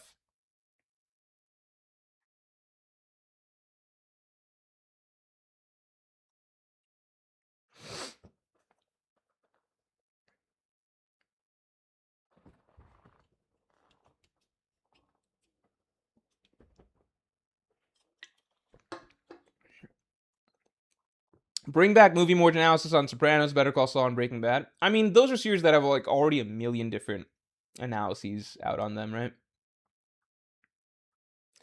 Tom, thanks for being a Yonko tier member for 4. Oh no, sorry. Joyboy SGLS, thanks for being a Pirate. Oh no, we covered this. No, we didn't. Joyboy SGLS, thanks for being a Pirate King tier member for 27 months. Yo, Morge, I've been thinking about what Luffy and Shanks' reunion will be, and I think that Shanks will be the one who opens Luffy's eyes about his destiny. I think that plus Emu will lead to great character stuff. That's an interesting perspective. I hadn't thought about that before. And Shanks would be one of the only characters that Luffy would actually listen to about it. I'm so curious how their interaction will go now that Luffy's like an adult and everything, you know? Tom, thanks for being a Yonko tier member for 46 months. Kaido being a poneglyph, Loki had more evidence than the parrot theory. Only complained about Widow's Bay is I feel like some things needed more fleshing out. I mean, I haven't finished Widow's Bay, but to me, Widow's Bay, I put it in. How do I put this? I kind of split how I view TV in terms of there's like a line for me where it's like above this line, I'm now treating the show seriously, if that makes sense. So that's where I put shows like obviously Sopranos, Better Call Saul, Breaking Bad, Mad Men, in the past Game of Thrones, right? House of the Dragon. You know, shows where I'm actually they hit like a quality of writing and plot structure, character depth, etc., where I'm now looking at it like I expect a lot out of these shows. Does that make sense? Some series like True Detective were in there for a bit. Even something like Westworld for a while, I felt like Westworld is like there. Okay. Then there's like a step down for me where it's like this is a show. It's not even about quality of the show. It's more just like what is the show trying to be, right?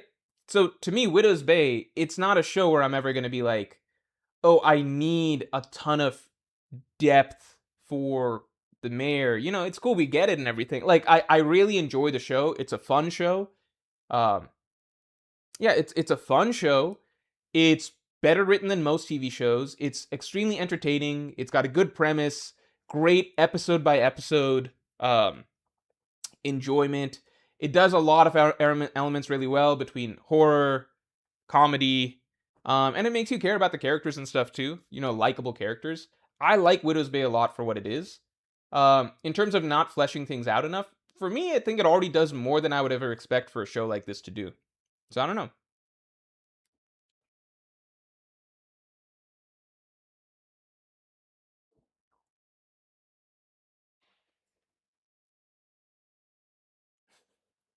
That being said, just if I put a show into that category, that doesn't mean I'm just like, oh well, now anything goes. Because for me, for example, Stranger Things was just like a great show in my opinion in season one. In a similar way to Widow's Bay, I still think season one Stranger Things I like even better than Widow's Bay. Um, it was just like I wouldn't go to Stranger Things for super deep character writing or anything necessarily, but fun, gripping plot, really likable characters, um, good use of horror, suspense, action, funny, right? All of that. Stranger Things season one had all of that.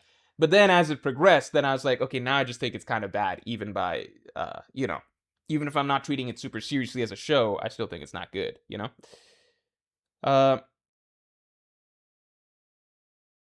has you reacted to the scene yet? No.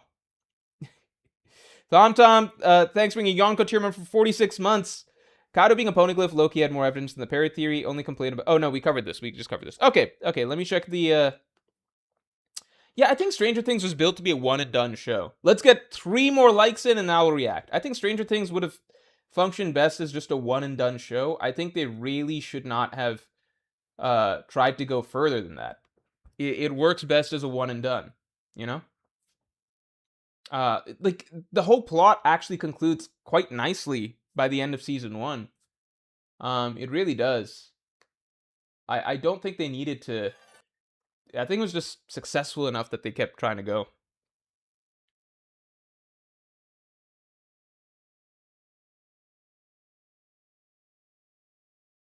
Wait, hold on.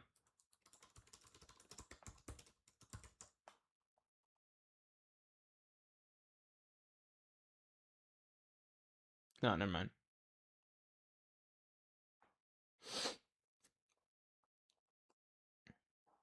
Yeah, I agree, Virgil. Should have stopped after season one.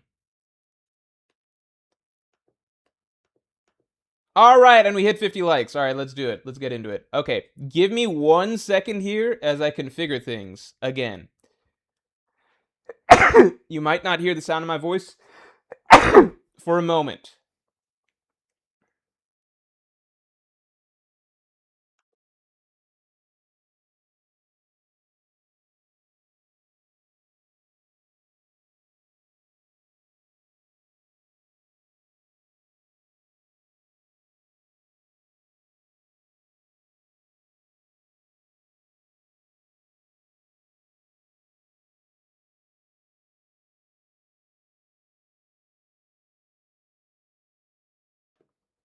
Hello. All right.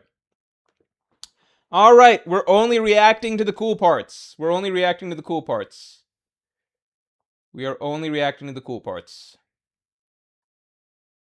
Sakamoto Days, I remember the hype. There was a lot of hype behind the Sakamoto Days manga. People were really pushing me to try it early on. And it's interesting because it was people were pushing me to try Sakamoto Days and Dandadan. This was about 2-ish years ago, maybe 3 years ago, maybe even 4 years ago. But that was kind of like they were kind of breaking out, And I was like, let me just wait. And then what do you know? After some time, Sakamoto Days hype falls off. Dandadan still living strong.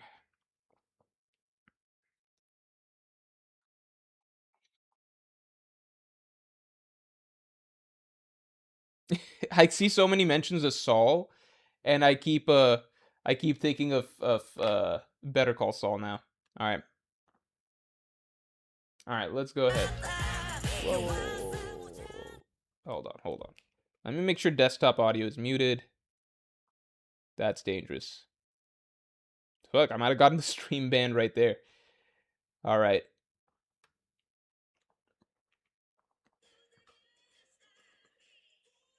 All right, we're doing the reaction. Oh man, this looks kind of good. I like Elbaf's colors. Okay, I'm gonna skip ahead. I'm gonna skip ahead. Okay, let me see the Gods Knights in action because I haven't really gotten to see them in the anime yet.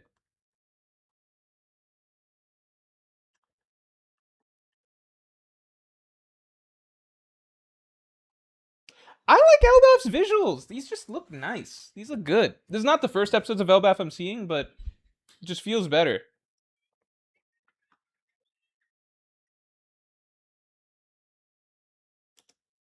feels very crisp. Oh shit.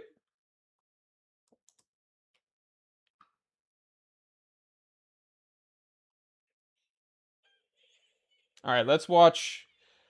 I was told to watch Saul versus this creature. So they actually have them drawn like sketches. That's an interesting choice. I feel like in the anime or in the manga, they don't literally look like sketches. Like they look a little bit odd. Like it still looks like they're drawn in Oda's art style. Like I don't feel like they're literal living sketches, whereas this feels like they're drawings that are brought to life. I don't know about that choice.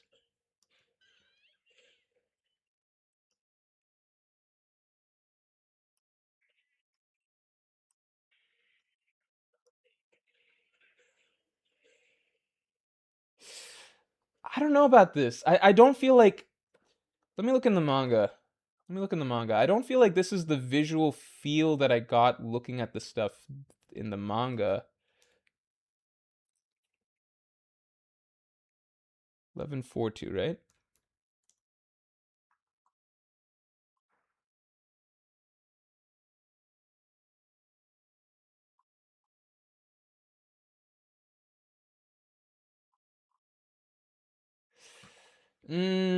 Yeah, okay, here. Let me just share this real quick. Okay, hold on. Let me change this.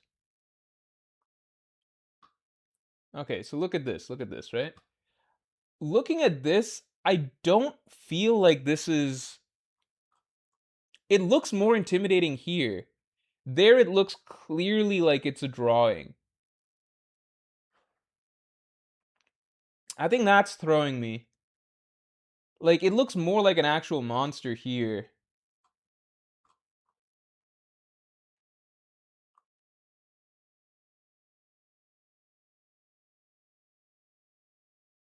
Those are silhouettes, so let's see the actual thing.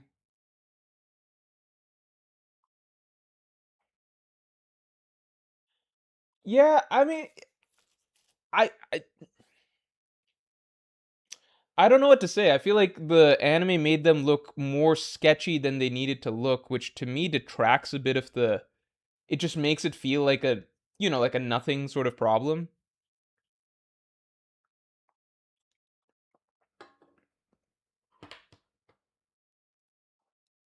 I get what you're saying that it's based off of drawings that came to life, but I'm saying that if you look at how it's presented in the actual manga, this doesn't line up with how they're being presented in the anime. I think the anime is playing up how much of a drawing sort of feel it's supposed to have.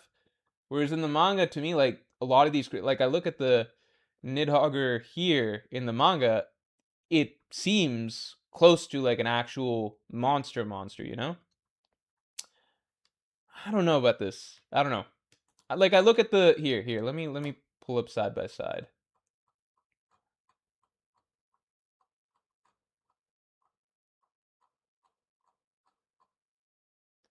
So if I look at this, or I look at this, uh, I don't know. I just don't think it's supposed to look as much like a. It feels less intimidating to me, and I feel like the point, like this, even though it's just drawings, this chapter, if you read this chapter, it is supposed to feel impactful. Like it is supposed to feel intimidating to see all of these. I don't know. I don't know. Let me let it play.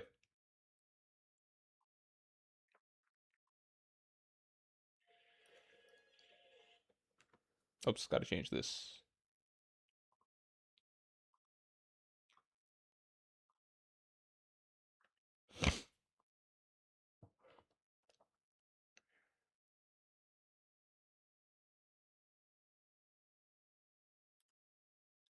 It's black and white. Yeah, but the textures, like the manner in which it's presented, it all seems more hazy, like visually hazy, right? even if you ignore the colors, it feels more like a doodle that's brought to life. Whereas in the manga, it seemed more like a creature that's just like a little bit more cartoonish than a real creature. You know, it basically this stuff is just it's just kind of like a Kanjuro drawing brought to life is what it feels more like. Whereas in the manga, it felt like these are more real monsters that they're having to deal with.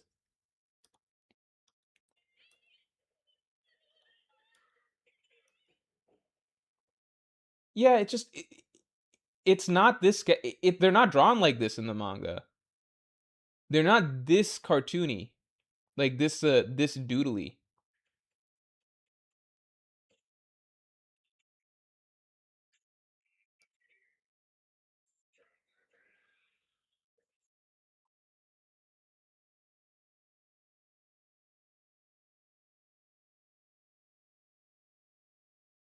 I like stuff like the way this stuff is animated.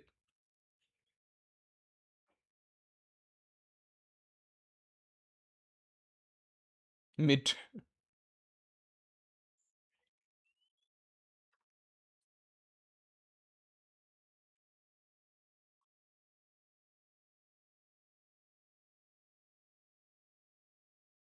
All right, let's move it along. Let's get to Loki.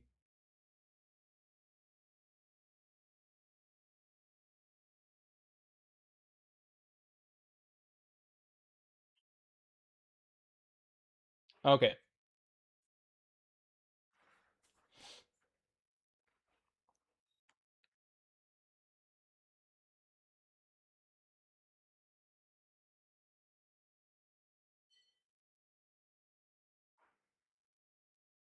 Oh shit.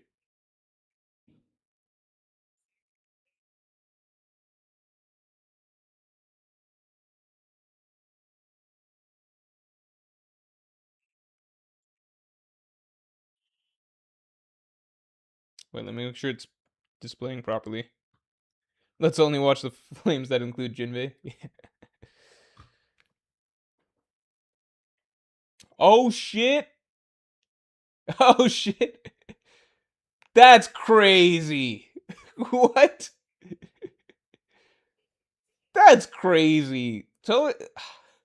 It makes sense because Toei Anime just scales up everything so much, like with the effects and everything. Like in Onigashima, they were already having like all of Luffy and Kaido's attacks, like lighting up the entire island.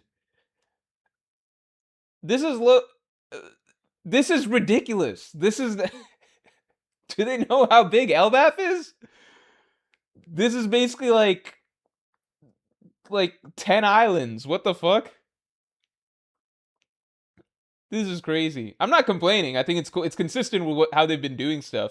It's kind of like how Garp's Galaxy Impact like was a nuclear bomb. This is a yeah.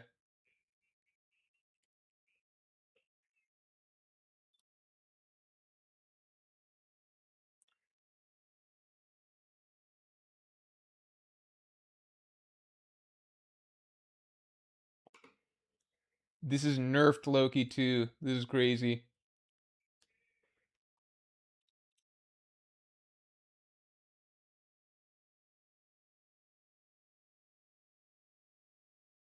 What the fuck are they doing with him? What is this? How are they even gonna animate Loki versus Emu? If this is what Loki with one Sea Prism Stone and like no health is doing. What the fuck? Oh, Loki versus Emu is gonna go so hard. This is crazy.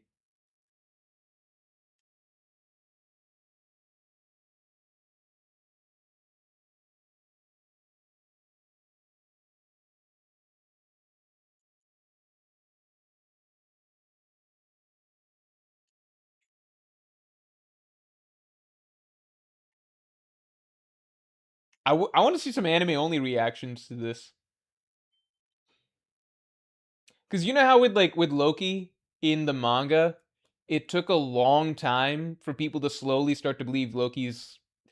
It was a long time before people started to believe Loki was like Yonko level. let alone, where he is now, where he's apparently potentially above Yonko level, potentially above even Pirate King level, debatably, right? But that has all been like a slow, slow process of like bit by bit, people slowly realizing how strong Oda's writing him. But with the anime, it's making him look crazy right away. So I'm really curious how anime viewers are perceiving him. The fuck? Okay. That's an interesting, different type of eye catch. Wait, what? Oh, is that like reindeer soup? Probably not.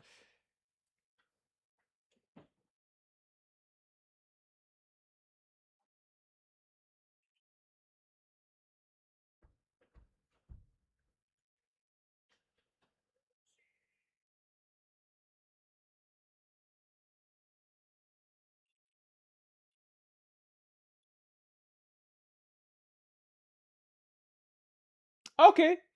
They made the That's interesting. That's very interesting. So they made the actual lightning blast a lot smaller in the anime than in the or at least more underplayed in the anime than in the manga.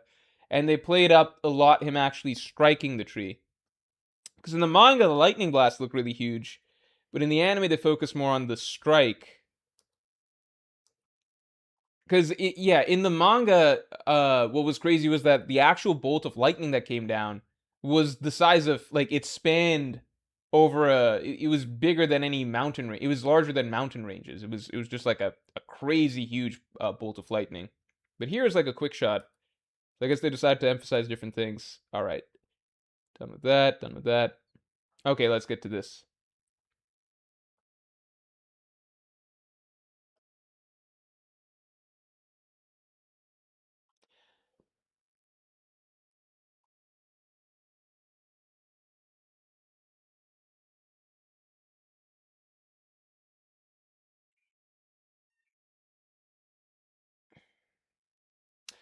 I think my issue is just the way the monsters are being depicted feels very like it feels like they're translucent or not quite translucent, but they feel like transparent and kind of flimsy drawings, if that makes sense.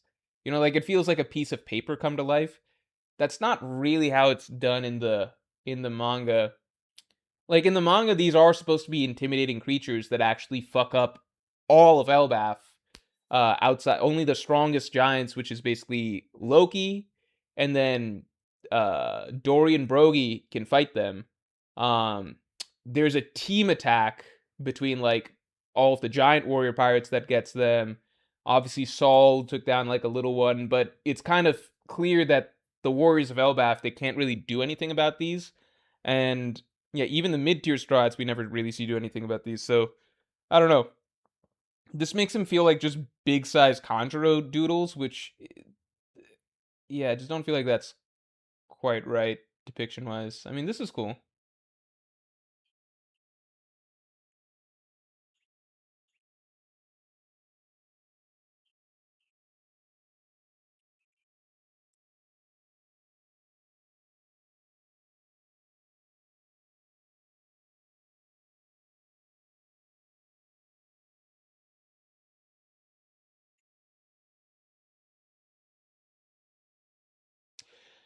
That's the thing. I Okay, and let me reread the chapter. But I guess I don't. What I don't like is like from reading the chapter, I didn't feel like it was the.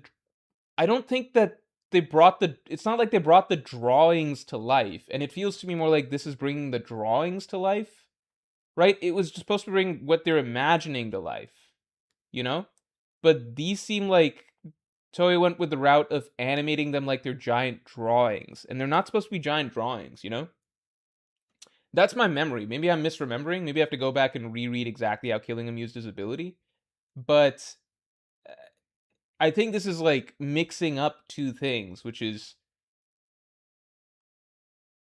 what the kids doodled being brought to life versus what's in the kids' heads being brought to life. To me, in the manga, it seems more like these are kind of solid creatures, like solid monsters that the kids are imagining. Whereas to me, in the anime, it feels like this is just taking what the kids drew and then kind of bringing those pictures to life, which is very different. And it gives like a much more of a sketchy, sort of ethereal, like flimsy sort of look to them. I don't know.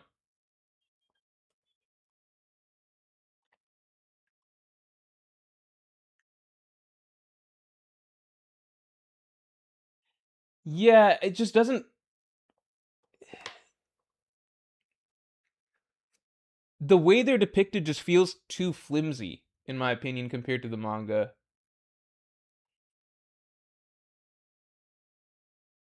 This is not me shitting on the anime either. I think that, the Loki scene is better than it was in the manga, right?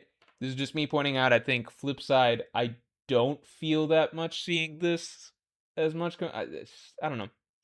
They did good stuff with the atmosphere, dark skies and stuff. It just feels like those are kind of like it feels like those are fodder creatures, but in actuality they're not fodder creatures. Like in the manga they're not treated like fodder creatures. It requires only strong like it genuinely requires strong characters to beat them, you know?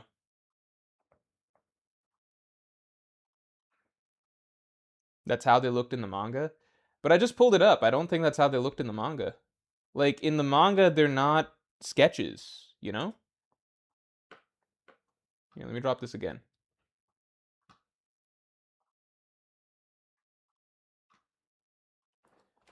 I swear in the manga they look like, yeah, this just looks like a creature.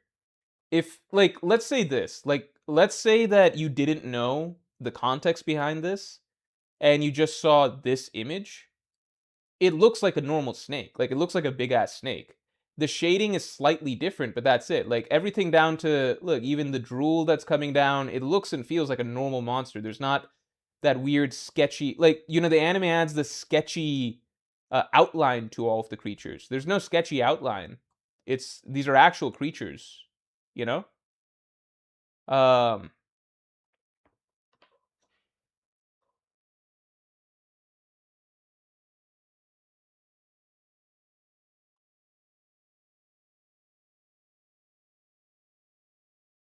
Yeah, it feels like the manga took or the anime took this stuff and was like, "We're bringing this to life," but that's not the case. This is just the kids' limits of their artistic abilities. That doesn't mean that this is what's in the kids' heads.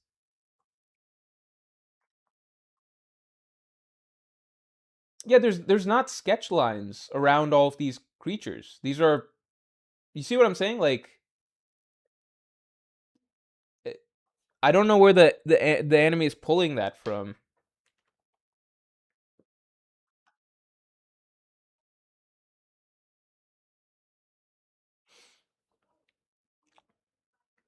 I do think that these creatures looked a lot. Yeah,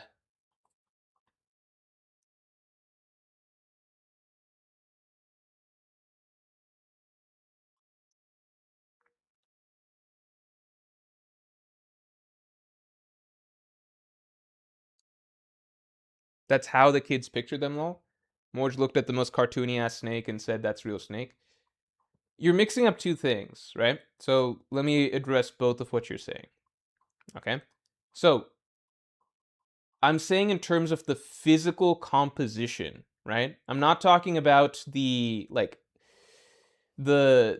imagery necessarily of what a snake does or doesn't look like. I'm talking about the physical composition. So this like everything from like the drool coming off, the actual outline and shading of the snake and everything like that. This does not look like a drawing come to life. This looks like a physical creature that they're fighting, right? This looks like a physical creature. The simple comparison is the anime has some weird blurry lines. That's the simple difference I can put it. There's blurry lines around these monsters in the anime to give it the depiction that it's a drawing, right? It's not supposed to be a drawing come to life. It's just what the kids imagine come to life, right? I don't know what I'm saying that's confusing to people here because I think I'm drawing a pretty clear distinction.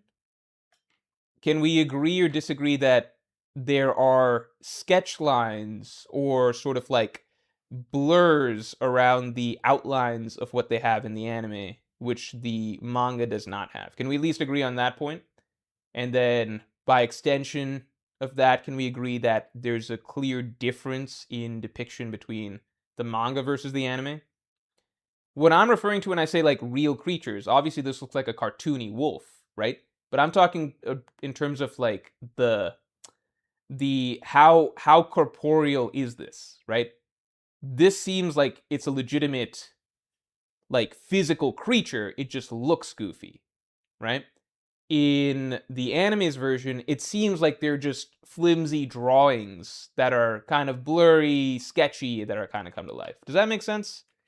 I don't know what I'm saying here that's confusing.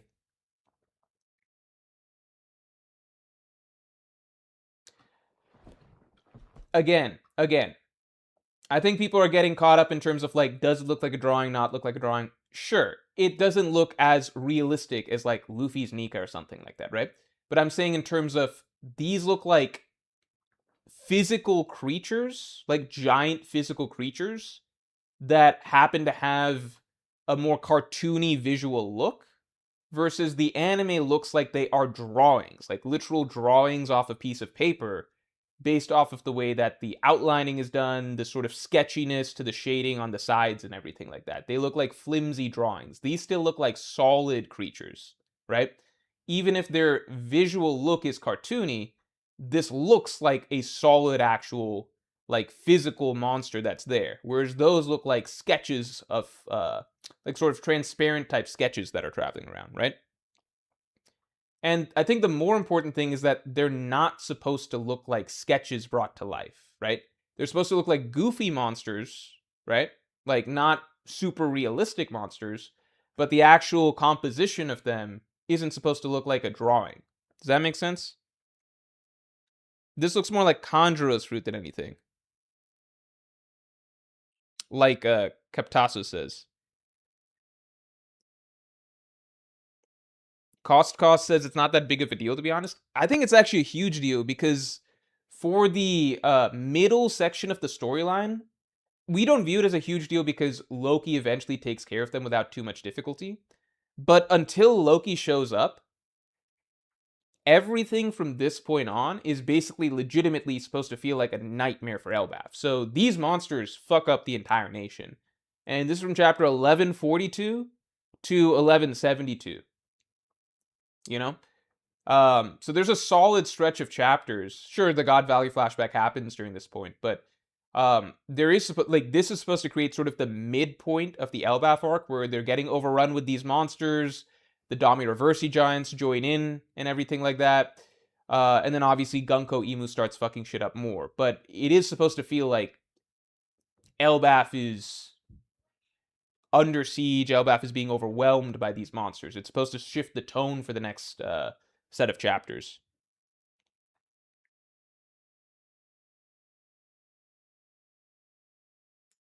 Tiptio says we still have the Dami Reversi Giants. Yeah, but the idea is that that's an addition, right? It's not like, oh, it's supposed to be goofy and silly in terms of vibe till the Dami Reversi Giants arrive. This scene legitimately shifts the tone of the rest of Elbaf, and a lot of it is built on the back that, like, when this chapter dropped, I think people kind of just forget. I think people just kind of forget. I think you got to go back and read or watch the reactions when this chapter dropped. When this chapter dropped, it legitimately felt like a tone shift for Elbaf, and people were like, holy shit, these monsters are so fucking huge that even the giants look like normal humans compared to them. That was kind of crazy and intimidating. When I see it in the anime, it feels more like, oh, some paper drawings just got really big, you know? So let's see how Toei portrays them going forward. But I do think that there's, like, a clear difference in visual appearance between these versus that. You know, cause and effects is they might clean up the animation as the monsters are firm. Yeah, I'd say that's one of the bigger things, which is the anime style makes the monsters seem flimsy, like paper drawings. You know, like Kanjo type stuff. The manga, it just looks like giant ass creatures that happen to have a cartoonish look, but they still feel like giant creatures.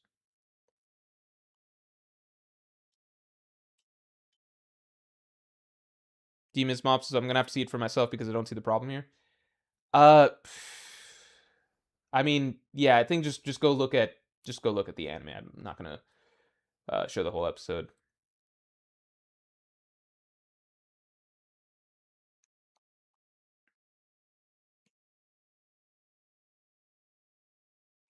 Stormy says, yeah, when Gunko Emu first showed up, part of the reason people were freaking out is because things were already going bad. It's like piling things on chapter after chapter. Yeah. It's supposed to already feel pretty crazy, pretty heavy. All right, everybody. So we are coming up towards the end of stream, but there's actually something really cool that I still want to share with you all. So this is like a little sneak preview. This is a little sneak preview, and I'm going to show it again on Friday's stream, so watch out for that. But this is an interesting little preview, and you guys can play around it with it here if you like first. Am I excited to see Jinbei put out some fires? There's nothing that gets me more excited than seeing Jinbei put out some fires.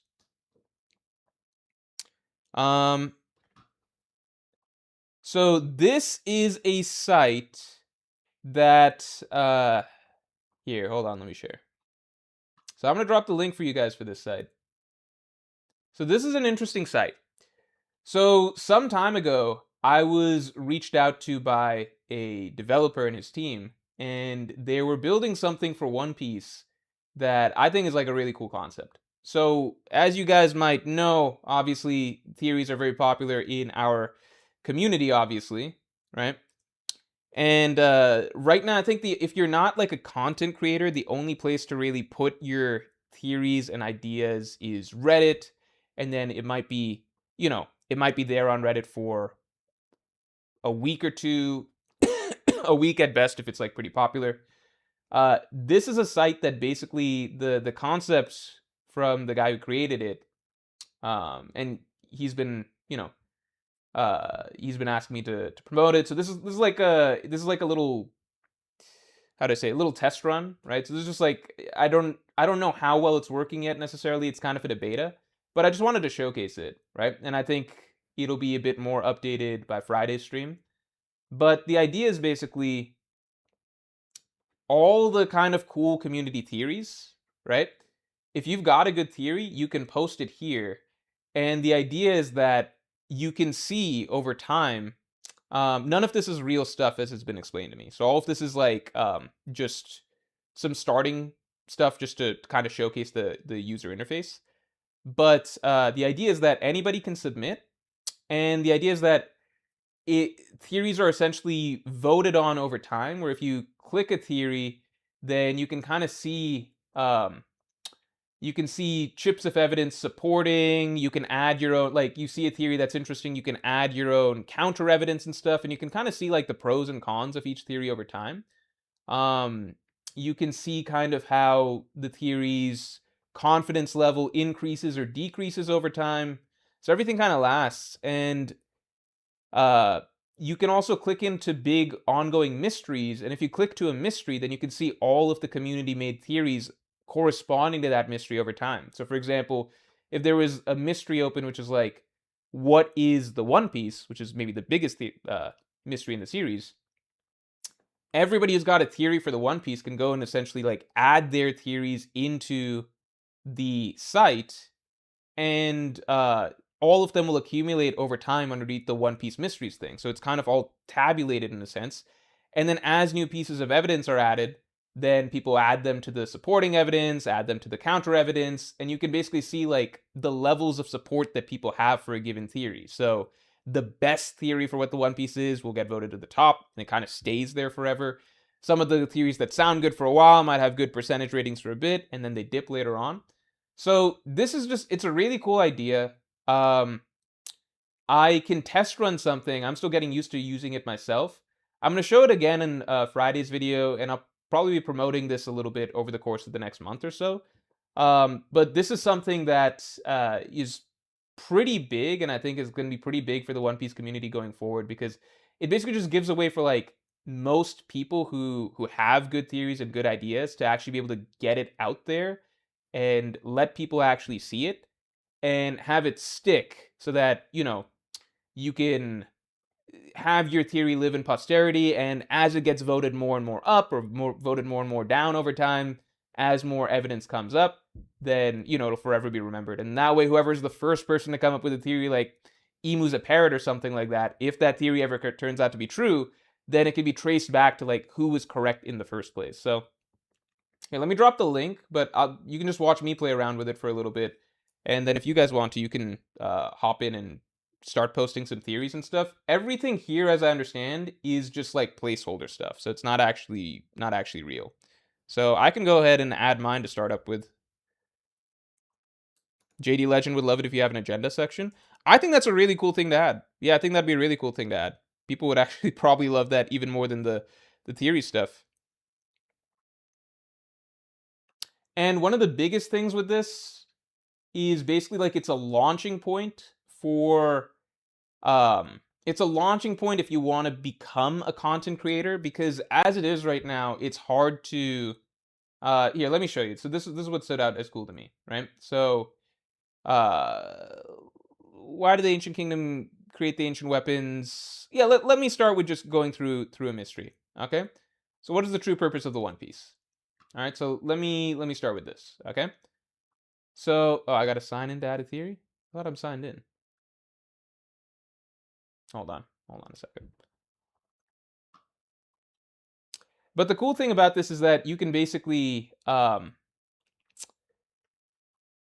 you can post a theory here, and then you can link to your own YouTube channel, Twitter page, whatever you want to essentially get yourself started, if that makes sense. Because right now it's really hard to get started in the content creation sphere, just by sheer nature of like the competitiveness and YouTube's algorithm, right? So if I go here, what is the true purpose of the One Piece?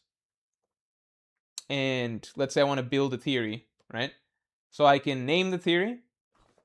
So this is new to me, by the way. So they've updated it since I last saw. So forgive me if I'm like a little bit behind, but this is just showing the concept. So I think the One Piece is the converging of all continents, and uh the return. No, I'll keep it short. I think essentially I think it's what the mural is, right? Short description. I think the sea, not maybe not. I think the sea level will go down, and red line will be destroyed, and all continents will connect into one giant continent. Right. So that's the short description. You can add an image to make it stand out. I don't have one on hand. But kind of like a thumbnail, basically.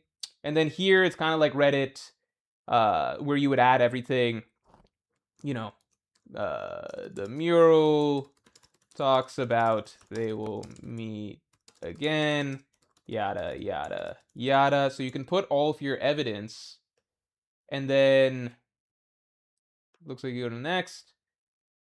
Anchor it to a question. Yeah, so it's linked to this mystery, so that way anytime it opens up the mystery of like what is the One Piece, then they can see my theory. And then yeah, and then the cool thing is that you can, so this is where you can kind of get yourself started, because this is the only site that really has good discoverability. So you can basically because your theory, if it's a good theory, it'll stay at the top forever and people will keep upvoting it, arguing about it, etc. That's at least the concept so far. So if it was me, I would link my YouTube channels, then they can go watch that. But if you're a new person, right, then you can, publish your theory, um, and then now forever, right? And then people can come in and add more supporting evidence or add more counter evidence. So it's kind of crowdsourced now. So if people like your idea, then they can come in and add more stuff. But yeah, the idea is basically if you enter here, then now if I go to what is the true purpose of the One Piece, then forever, my post, the One Piece is, oh no, not this. Oh, there already is a post for this. Okay. But basically the same thing. One Piece is, oh no, reunites the world seas. Let's say my post got some votes. If you guys wanted to go and vote my post, then it could get to a higher percentage. And now that would be the top theory, according to the community, for what is what is the answer to the One Piece. And then if people click that, then I can direct them to my YouTube channel, your Twitter page, whatever it is. And it's just a good way if you're an average person in the community who doesn't have an outlet, but you've got a lot of really good ideas, you can become a poster on this site and then get more exposure to your ideas and potentially launch a content creation route or a Twitter route or something like that. So I wanted to introduce you all to that. I'll do a better debut of this on Friday, with the chapter stream and everything like that, just so that, people can actually hop in and start. Like, I think it'll be fun to see people kind of start trying to put stuff in. But yeah, this is a really really cool concept. I want to help promote it, and yeah, it's a fun idea, and I think it's something that at least is probably better as a forum for theories and stuff like that than something like Reddit, where it's kind of just like everything's just dust in the wind. So something to consider. I really like the guy who's made this and his team. So just to support kind of the project that they've made, I think that this is really cool. Yeah, that's basically it. So that's a little preview. If you guys want to, yeah, it's perfectly set up for me to type away, Tiptia. Yeah, I think right now the plan is basically going to be, um, I'm not going to be the only YouTuber that he kind of promotes it through, but he's the first person that he's kind of been. I'm the first person that he's kind of been working with just to like get it to launch to the audience, and he's been bouncing off things to me like in terms of, is this a good idea? Do you think people will like this and that and stuff like that? So I'm going to promote it in a bigger way this stream, and you can expect an even bigger promo at some point in some of my YouTube videos. But if you want to be like an early person to get your theories in there, then I think right now his hope is basically, if we can get some theories in there, then it's already a little bit more actually like clear to the next batch of users that we get it to, like how they want to interact with the site. At the moment, I think all the theories he has are little placeholder theories, including mine. I'm gonna go ahead and delete my theory because it's obviously just a placeholder one. But yeah, if you guys wanna, the link is there. If you want to go in and just play with it, the UI is really beautiful. I'm very impressed by it, and yeah, it's just it's. I think this is the potential to be a really really successful fan project. Yeah, I'm gonna delete my theory just to keep the BS theories out of there. I'll post up a real theory on Friday so you can, and just walk you guys through the process. Morge, I call dibs on my theories. I mean, that's the cool part. Like, theories will forever be credited, and I think that this has been a big thing in the One Piece community for some time, which is that, some of the bigger theories in the series that fans have come up with, it kind of gets lost to time as to who came up with it first or who was the originator. This way, it's all easily trackable, because if you see the theory, who placed it, it's not going away. It's always going to be ranked on the site compared to other theories, and you can link to other places as a content creator in it if you want to have that and stuff. Um, Ender says, going to be funny to see the top theories be made into videos by people other than the original poster. Again, I view it as like, I think that this has a lot of potential for people to be able to launch their own channels and stuff like that, because you should be able to link to, I mean, you can link to, when you post a theory, you can link to your own channel, your own Twitter. And so then people can't really take credit, because with something like Reddit, I know it's very easy for people to just take theories from that and then turn it into a video. Not saying any names or anything like that, but I know that that is a thing that is done in the YouTube sphere, right? This way, it's all traceable. So if you put that theory, it's there first, and you can link to your own channel or your own Twitter account or whatever it is. So it kind of keeps a bit of the authorship with the people. So yeah, if you want to go hop in, I think the only thing you have to do is I think you have to make, yeah, I had to use an account. You got to make an account to do posting and stuff. But if you want to be first movers and get in on it first, then definitely hop in and start doing some stuff. Again, I'll be doing it in the bigger stream on Friday when the chapter review comes. So I'll do a full walkthrough of how it works, and then you'll see some promos in future videos. So then there'll be more and more people starting to use the site soon. Yeah, even if other people can make videos off your theory, you can still take credit by linking your theory. That's, to me, that's the biggest thing, which is just like, it doesn't have to be any more like, oh, this was a comment I made on Reddit like X number of years ago or something like that. So, you know. Birdie10 says, can you give advice on how to improve writing YouTube scripts, please? What's your process? I'm going to close on this note. Can I give advice on how? Oh, and the last thing I'll say about this, I'm not going to be the only one promoting it. I would encourage you guys to be first movers if you want to try and get your stuff out there first, right? It also helps if you guys use it then.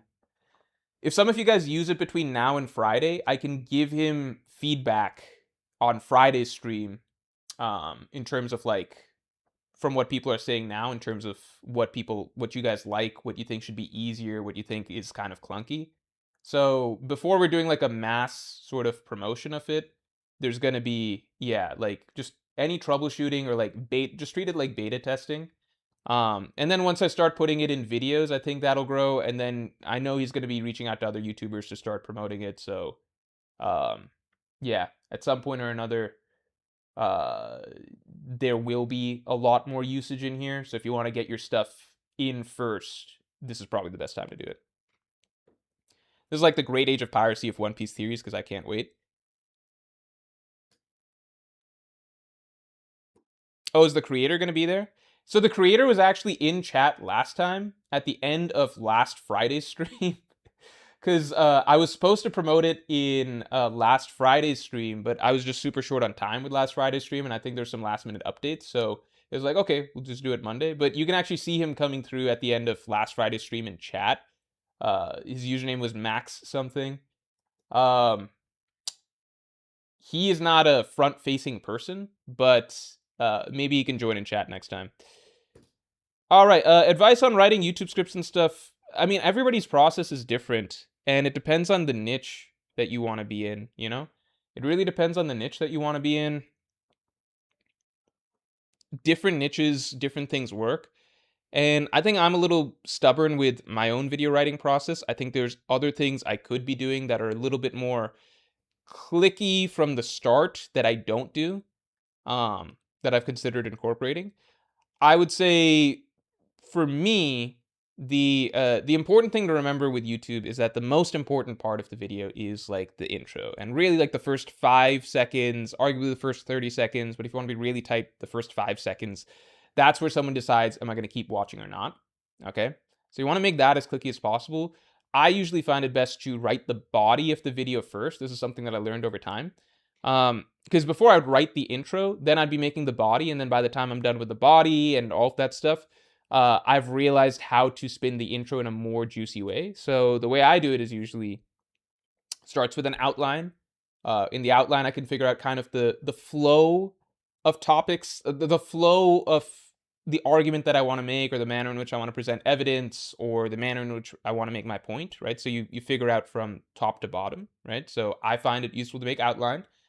Then you go through the video, writing it out as an actual script, right?